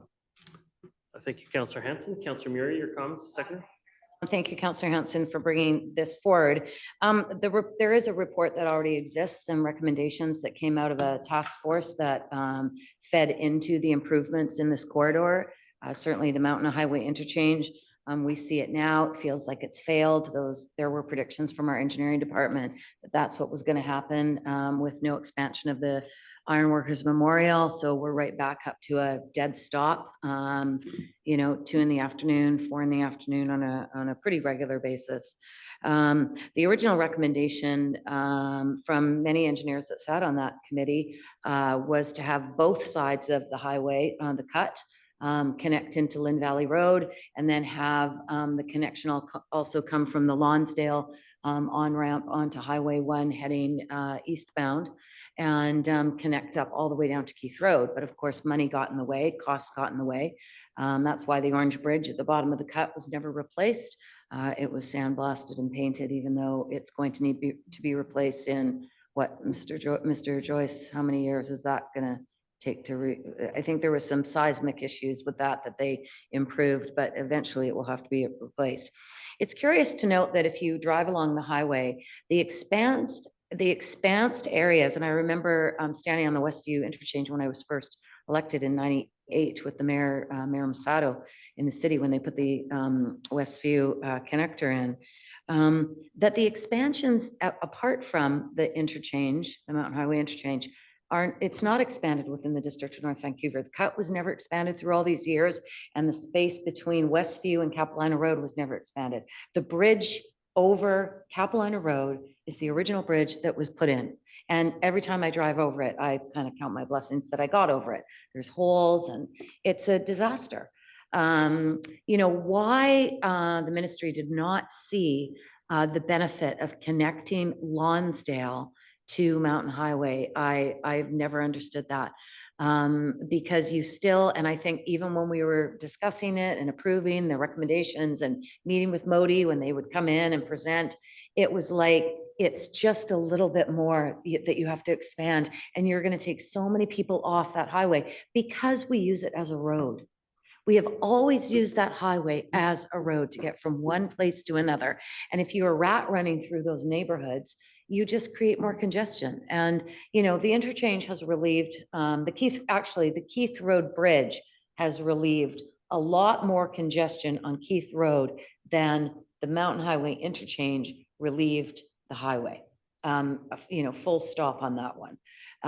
But still, there's a lot of, people that continue to rat run through those neighborhoods, and the low level road is backed up so far to Lonsdale sometimes. And the challenge with that Main Street going onto the Ironworkers is the cutting in when you get between Cotton and Mountain Highway, where people are driving into the inside lane, or they're driving down the bus lanes, and then they're cutting in at the last minute. It's creating chaos on Lower Mountain Highway by the old Linwood. So the report exists. I am a bit sensitive to the fact that we are still waiting for a report on transportation in Edgemont. We are still waiting for a report on traffic issues in Deep Cove. And to ask staff to write another report when one already exists, I think we should dust off the original recommendations, look at the low-hanging fruit, which is, I know what Councillor Hanson is after, which is just paving that shoulder. I'll take my 2 minutes. And paving that shoulder and seeing if there's an opportunity to lengthen that pullout. I mean, ultimately, for the vast majority of people that are coming onto the North Shore and off, it's not going to impact them at all. They're still going to have to sit in that queue to get over the bridge, and it's the pinch points of the bridge that are causing this problem. The engineers know that, because often when you get mid-span, you're wide open, you can go. But the pinch points are the challenge, and so I think what we should do to expedite this, Mayor Little and Councillor Hanson, Council, is that we dust off that report, get those old recommendations that were originally submitted to Modi, and then have the mayor write a very firm letter about the needs to expand this area and ask for what future expansion is going to happen in this corridor. It would also be very interesting if we could get the stats on the number of cars that have increased on the North Shore, not just people that are coming on and off the shore, but those that have moved in, and the number of licenses. I know Mr. Cost did some data collection a number of years ago, which showed the number of licenses that were being approved within ICBC was increasing substantially. I'm sure that's even increased from those numbers. And I will say, because I've got 52 seconds left, that we really need to get an understanding, Mr. Joyce, before you walk out the door, and I know that's not possible unless you come back, about all of the work that we're doing within these town centers and villages and the circulation. First Nations, you know, the impact of the numbers of units and residents that will be coming on First Nations land. Those are some big numbers. Even under the Innovation District, those numbers basically collapsed the road system, what was being contemplated in that plan that council defeated. But now the land is in the hands of Tsleil-Waututh, and what are those numbers going to do to the road circulation? We need to understand that now so we can begin lobbying. And, you know, I don't hold out hope. There's very little funding available. We're on the eve of 2 elections, and it'll be interesting to see what governments are formed and where they're going to concentrate their funding. But certainly as we feed the island, we feed the sea to sky, we've got some big issues coming down the pike, and we have to deal with them now, not at the 11th hour. Thank you. Thank you, Councillor Murray. Just my own comments, and then Councillors Forbes and Ma. Yeah, I think this is one of the top issues facing people in our community is how much of their personal time, family time they're taken away from, work time they're taken away from, the exhaustion and mental toll that it takes to sit through traffic on a regular basis like this. It is one of the top issues facing our community, and we have to be diligent about attacking it on all levels. I'm supportive of the actions presented, and I'm glad you mentioned that there are other things that need to be considered, not just the lane on the cut, because you know, if you don't fix the Lynmouth intersection, the Keith and Mountain will just keep failing because it will all get backed up as you approach the Winter Club. And so that's one of the challenges. We've added the capacity to Keith Road, and really there is excess capacity in that stretch of Keith Road, but it gets caught up in Lynmouth. And so we have to talk about how we can maybe adjust that. The other one that was raised to me at the most recent Lynn Valley annual general meeting for their community association from Gabriel Mazare was that as you're coming down Mountain Highway, right now we have 2 lanes up and 1 lane down. But the 1 lane down is getting blocked by people that are queuing up to head eastbound on Highway 1. And so is it worthwhile? I mean, we like the 2 lanes up the hill because it allows slower vehicles on the right to be able to be passed and such. But maybe with the congestion we're facing on a daily basis, maybe we convert that center lane to being a lineup lane so that people who are not heading over the bridge, again, have a way to get around the congestion. And then we also probably need to carry on the discussion with our friends in the city of North Vancouver about extending the turning lanes on Keith Road, because the Keith Road portion, there is still a parking lane in that stretch of Keith Road. And I think it might be better utilized as shift the lanes over and end up with a longer turning lane. Because right now the turning lane, again, onto the highway westbound, is blocking people who are trying to use Keith to head east and west. And so even though we have all that extra capacity east of Lynmouth, we can't get people there because the turning lane isn't long enough there. The turning lane on Mountain isn't long enough. And so, you know, I think it needs to be addressed on multiple levels, but it's definitely, I'm happy to formulate a letter to elevate these issues and support them. I'm glad you've raised it. Thank you, Councillor Murray, for raising a lot of the history on this. I wasn't able to sit on that task force in 2015 because I was leaving council, but I really wanted to be on that task force because the first discussion that they came said, well, we're just going to solve these problems by closing on-ramps and off-ramps.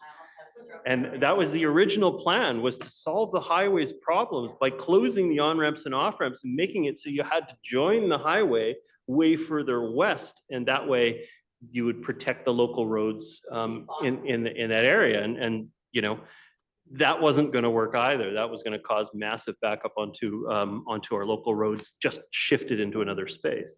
And so There are still a number of commitments that were made at that time that have not been fulfilled by the provincial government. And we need to raise this issue because as we're going to grow, we need infrastructure to grow with it. And we need to be sensible in how we create workarounds to these challenging problems in our community. So thank you, Councillor, for raising the issue. Again, I'm happy to support it.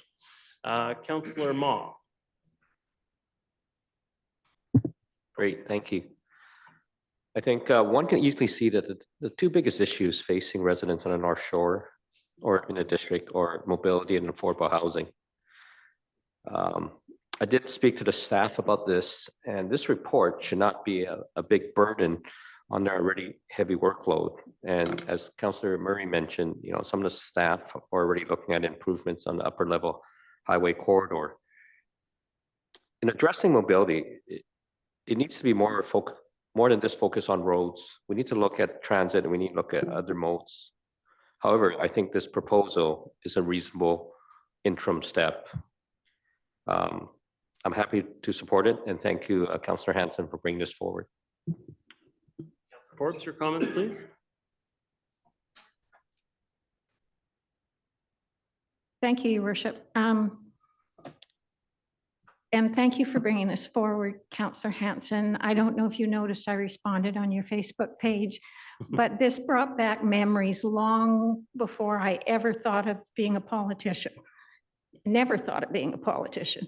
And I attended meetings back then, and we were trying very, very hard to get Modi to listen to us about this expansion. And the other thing we tried for very, very hard was they weren't going to give the left-hand turn off of the exchange going east to come down off of Mountain Highway and get onto the highway. They wanted us to go to Keith and wind all the way around. And we pushed really hard for both of those. And they finally gave us the left-hand turn. The original reason they weren't going to give it to us was the grade was going to be too much. But they finally conceded and gave us that. And somehow I think they felt because they gave us one, they shouldn't give us two. But we've been fighting for this for seems like 10 years now we've been fighting for this, and not just council, but the public as well. So I'm wholeheartedly behind this. I think it's an interim step. And like you said, Mayor, I think we have a lot of different bottlenecks that we have to be looking at. But I think this would be somewhat helpful. I also live between Mountain Highway and Lynn Valley Road, just above the highway. And so there's a lot of rat running that goes down my street as well. So anything that we can do to take off of that type of thing in the neighborhoods being impacted. And like you said, people are stressed, they're tired, the road rage starts, the cutting people off. It's just many accidents waiting to happen.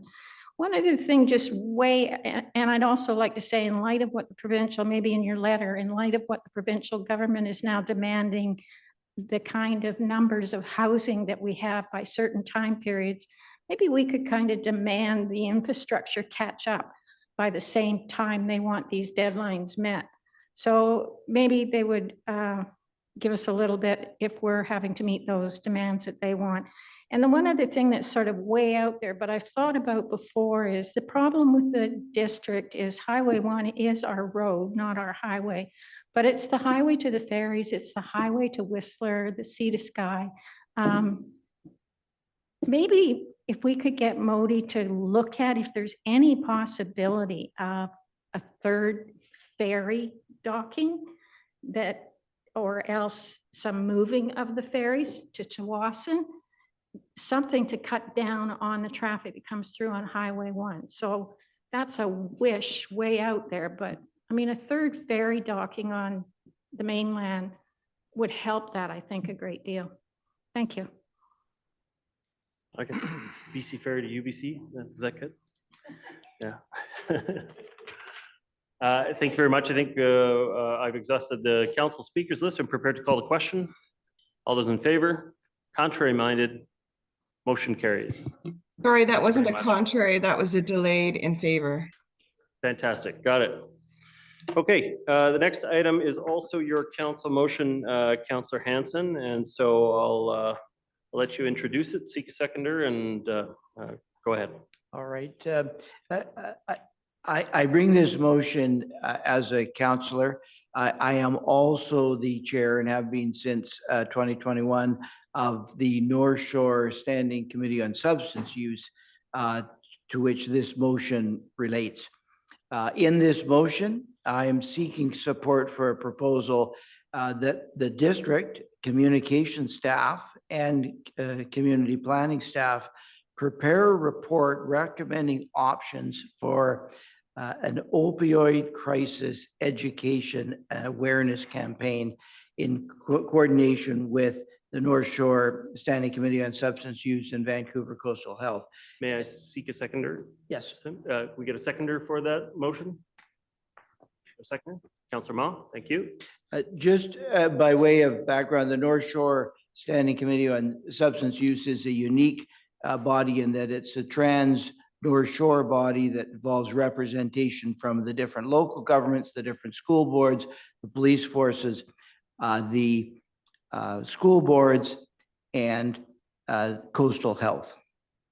And collectively, we will be bringing each of the constituent elements, each of the parties to the North Shore Standing Committee on Substance Use will be bringing motions similar to this to their respective bodies seeking endorsement for these ideas.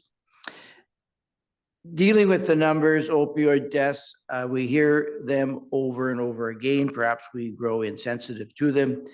11,000 British Columbians have died of toxic drugs since a public health emergency was declared in 2016. Since 2020, each year, 30 persons have died on the North Shore of toxic drugs. I remember years ago, we lost approximately one person per week to motor vehicle accidents. This was considered across the province. This was considered entirely unacceptable. Interventions were brought by way of controlling of impaired driving, seat belts, speed zones, and so forth, and that number is much lower. These numbers of opioid deaths are absolutely staggering. If 30 persons across the North Shore were dying needlessly in this way for any other cause, I'm sure the response would have been stark. This now overtakes cancer as the leading cause of lost years in our culture. Research by Coastal Health establishes that the majority of these persons are dying or doing so in their homes. 85% are housed. These are not homeless people. 40% are not known to be substance users, and a majority have not suffered overdoses in the past. Put simply, these are our children. These are our siblings. Each of these deaths is somebody's friend. Many of these deaths are somebody's parents. And the committee, the North Shore Standing Committee on Substance Use, is unanimous in our wish to do something. Our proposal is to create some kind of an awareness campaign.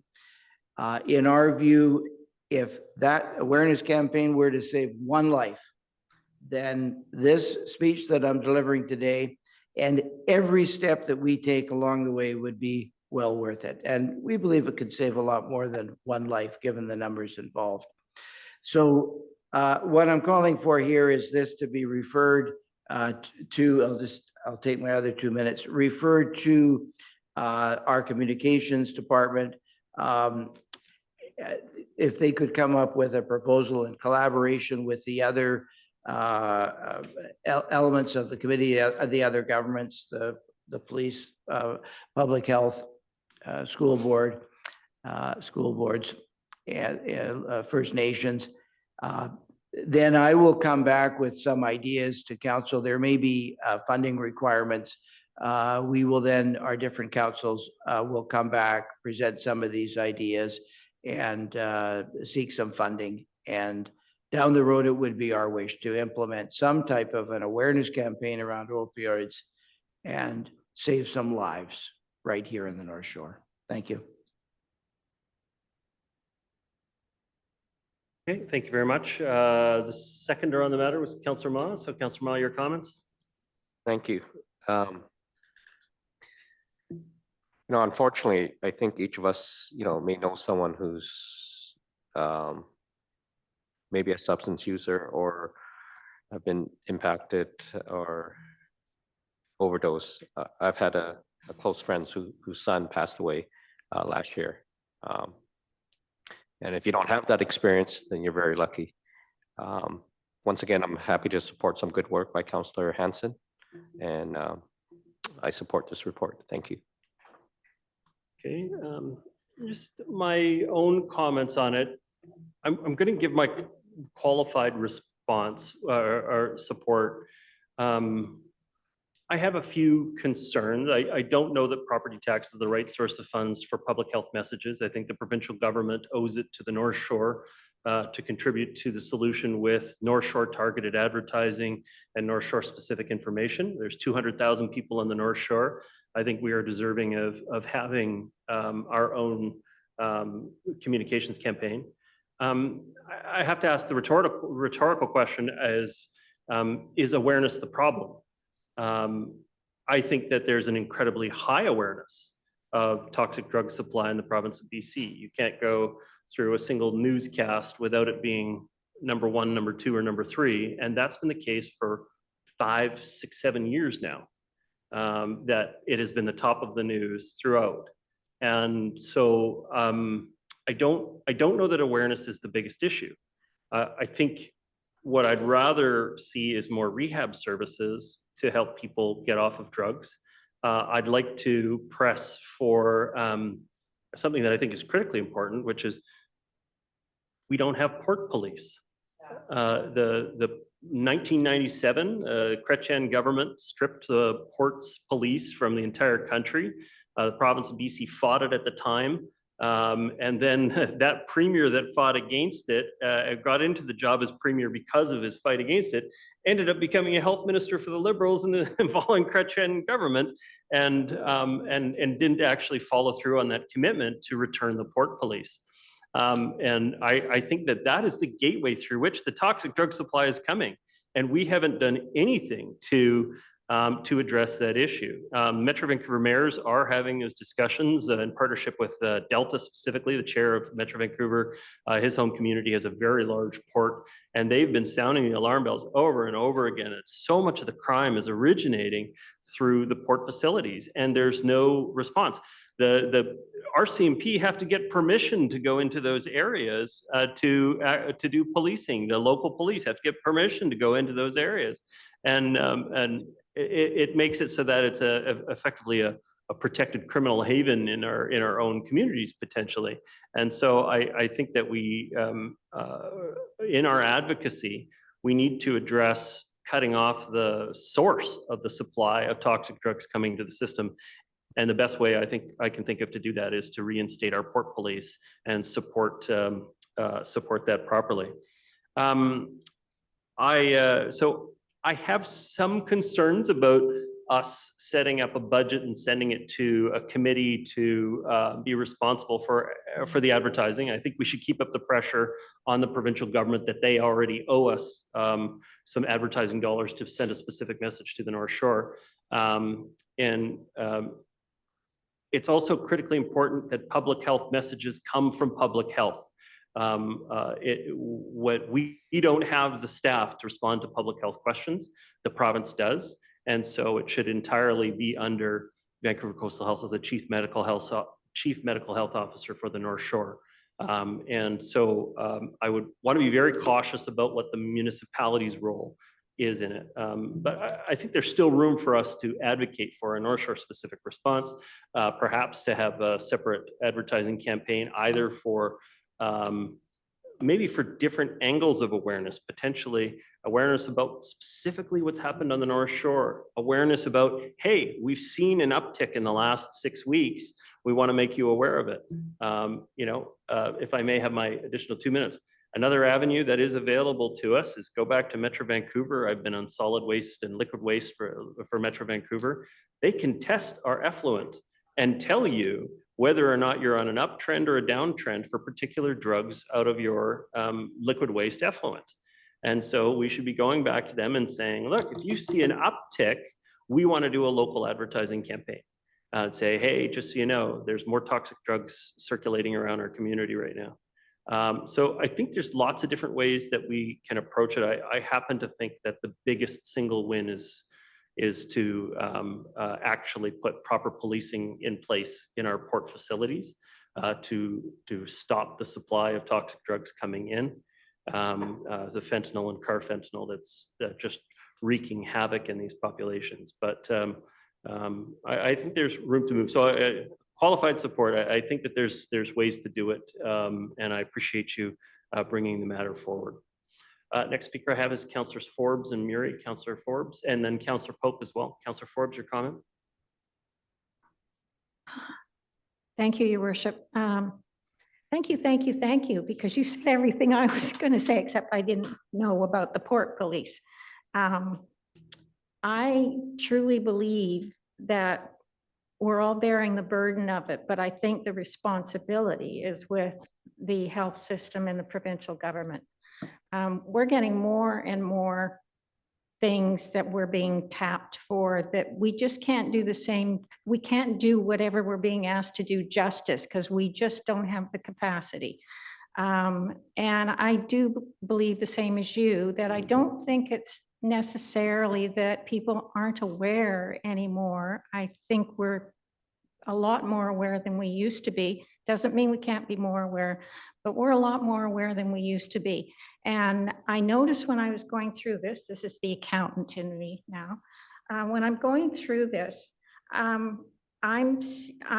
you're saying, Councillor Hanson, that 14,000 would be available. So you're talking about the project account, which is basically funded by just Vancouver Coastal Health? I'm saying that we need to have a proposal brought to us by our communications departments in collaboration with Coastal Health and with the committee. And there'll be a budget. There is $14,000 apparently available to get started, but I would expect that we're going to be coming back and seeking additional funding. Thank you. This is the first time I've seen this breakdown. So the implementation account refers to the implementation of this committee and the expenses that this committee may have. That's the portion that partners have donated to. My understanding is that $14,000 is potentially available for a purpose such as this. No, I'm talking about the 5,500 in the implementation account. I don't believe we're contemplating making that available for this project. I think we're contemplating that remaining available for the other operations of the committee. Okay, thank you. Again, I just concur with a qualified, I'll vote yes for this. I hope though that it will come back to council before any kind of implementation, especially if we're going to our own communications department. And I also note that, no, that's okay. I won't bring that up. Yeah, that's just, so I'm in favor of this, a little bit qualified, but in favor of it. Thank you. Councillor Murray, your comments? Thank you, Mayor Little. Yeah, I'm not sure that this is our role or this is the committee's role to wade into a communications campaign. I get the intent of where it's coming from. Our family just recently lost a young adult a friend just before Christmas. And I sadly am aware of older adults in our community who wanted to maybe relive their youth and played Russian roulette, the risk that we don't want people to take, and they died. So I understand the impacts of this as I felt it personally. But I'm not sure that, and I do concur with the mayor, that an educational campaign will change that course. There is this level of risk that some young people are willing to take. They believe that their drugs are clean and there's no such thing. And there is a risk that adults are willing to take because they may have the funds to be able to seek out drugs that are the best, and again, they fail and lose that risk. So I think that we should certainly work with Vancouver Coastal Health and the provincial government to bring, because what we see on the news is so often the street level vision of what drugs are. And you don't think in an affluent community that they actually exist, but from the information and what we know, they do exist. And so we do need something more tailor-made for our community and what goes on. And I think the mayor has brought up a number of points that are very purposeful, and would get the same message out there, but just maybe in a different way. I don't want to take on the responsibility for the obvious points that the mayor's made in regards to the fact that our staff cannot answer the questions that would be coming in based on a campaign that we would be providing. So I think it has to go from the health authority as the mayor's laid out. In regards to the port, I was going to certainly bring up the exact same thing as the mayor has brought up.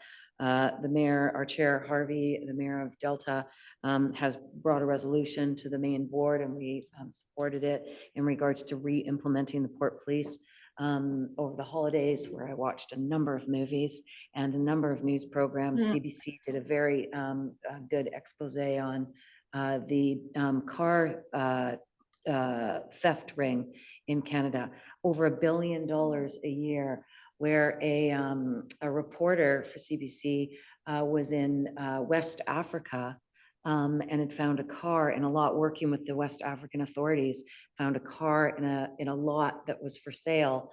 And he phoned the owner of the car because it had been reported stolen out of their driveway. And he said, "I've got your insurance here, your name, your car's in West Africa." As he was driving down the road, there was a car with Quebec license plates on. So it's a massive, massive industry. And it goes right to the fact that there is no port police across this country. They were removed, as the mayor pointed out. They were never re-implemented. And there is massive crime coming through our ports, and there is no one there to the GPS trackers on the cars don't work. There's not enough people to look through and inspect with dogs. Drugs that are coming in, we know they're coming in offshore, and at least the products to make them are coming in from offshore. And it's I'll take my 2 minutes.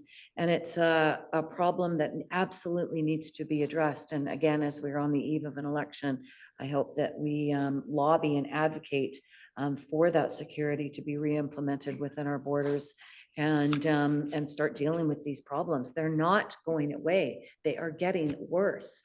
So I know that the heart of the committee, the work that you want to do, you're passionate about this work, and I know that your heart's in the right place. I would like staff to come back with some alternatives of how we can advocate and lobby, not necessarily taking money from the committee to advocate a plan, because when you put out a communications plan, it has to be an ongoing thing. It can't be sort of a one-off. It has to be a continual message that goes out over and over and over again. I think we should work with the schools to get, and send, the RCMP and the health authority into the schools early to talk about one little grain can end your life, and educate from that perspective. I think that's worked well from our community over the years. Councillor Murray. Councillor Pope, your comments, please.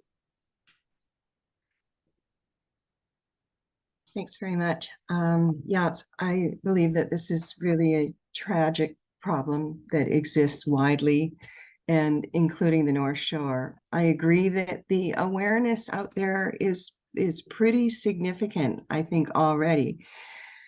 But I will say this, I think there's a fair level of denialism going on within our community, that this problem exists and is only limited to certain sectors of society. This morning in North Van, I met a young man, a 17-year-old boy, who is a meth addict. He was carrying a naloxone kit. And I know that if something happened to him, my daughter would not know how to use the naloxone kit. So it's occurred to me that perhaps, that could be a target of an awareness campaign among our youth to using naloxone kits, because if everybody knows how to use one, it's going to prevent a lot of deaths. Otherwise, I support the initiative. I think it's good to be seen to be doing something.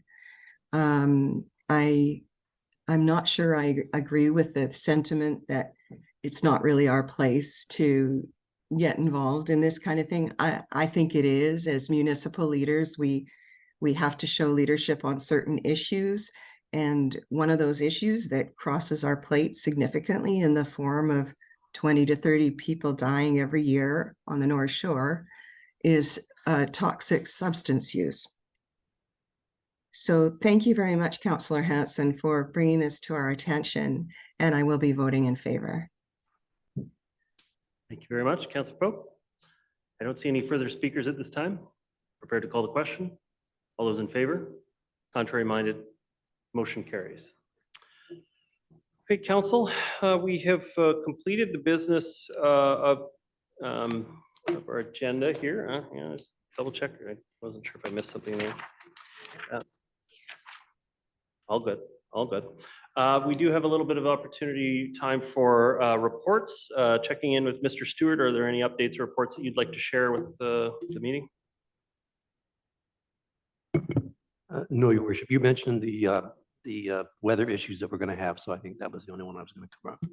Excellent, thank you very much. Just a somber report that I wanted to share. Today's January 8th, and January 8th, 2020 was when the Ukrainian Airways flight out of Iran was shot down by the Iranian defense group. It's a very somber occasion for a lot of people in our community with extremely close ties to Iran. And I know there have been a number of recognitions that have taken place, and I've participated in recognitions of this.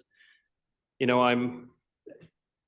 it's a very troubling issue, because I think that if what happened 4 years ago had happened today, I think our response would have been very different. We've given the Iranian government the benefit of the doubt that it was an accident and that it wasn't an intentional downing of the plane in any way, maybe an irresponsible policy set out in a computer system that responded poorly in the situation. I think if we were looking at the situation today, we probably would be a little less understanding, because the Iranian government has been directly feeding the Shahed drone technology in to attack the Ukrainian people, who were the inadvertent targets through the Ukrainian airline being flown out of Iran 4 years ago. And so it's a very different situation in the world. With all of the campaigns for Mahsa Amini, who still hasn't had a proper explanation of her death in Iran and how that's deeply impacted our community. It's a very frustrating time to see Persian people in our community hurting so much. And I just want to pass along that my heart goes out to that community. My views are pretty strong on this one, that the Iranian government is ruled by intolerance and fear for far too long, and the international community should be responding to them. And instead, we've been abiding them. And so it is a somber anniversary for the innocent loss of life. But for me, it's a frustration that the international community is not holding the Iranian regime to account. So I just wanted to make that comment in the report. I know I don't usually stray so far afield from municipal matters in it, but there is a large community. There's a large community in North Vancouver that is hurting today because of this anniversary. And so I did want to make mention of it. Are there other members of council that would like to make a report today? I see nobody coming forward for report. So Council Murray's moved adjournment. We've completed the business of the day, and so I'll accept adjournment. I want to thank the members of our staff for preparing the reports for council's consideration today. I want to thank the members of the public for sharing their views on these items, and thank you, council, for your deliberations in these matters. Everybody have a fantastic week. Good night.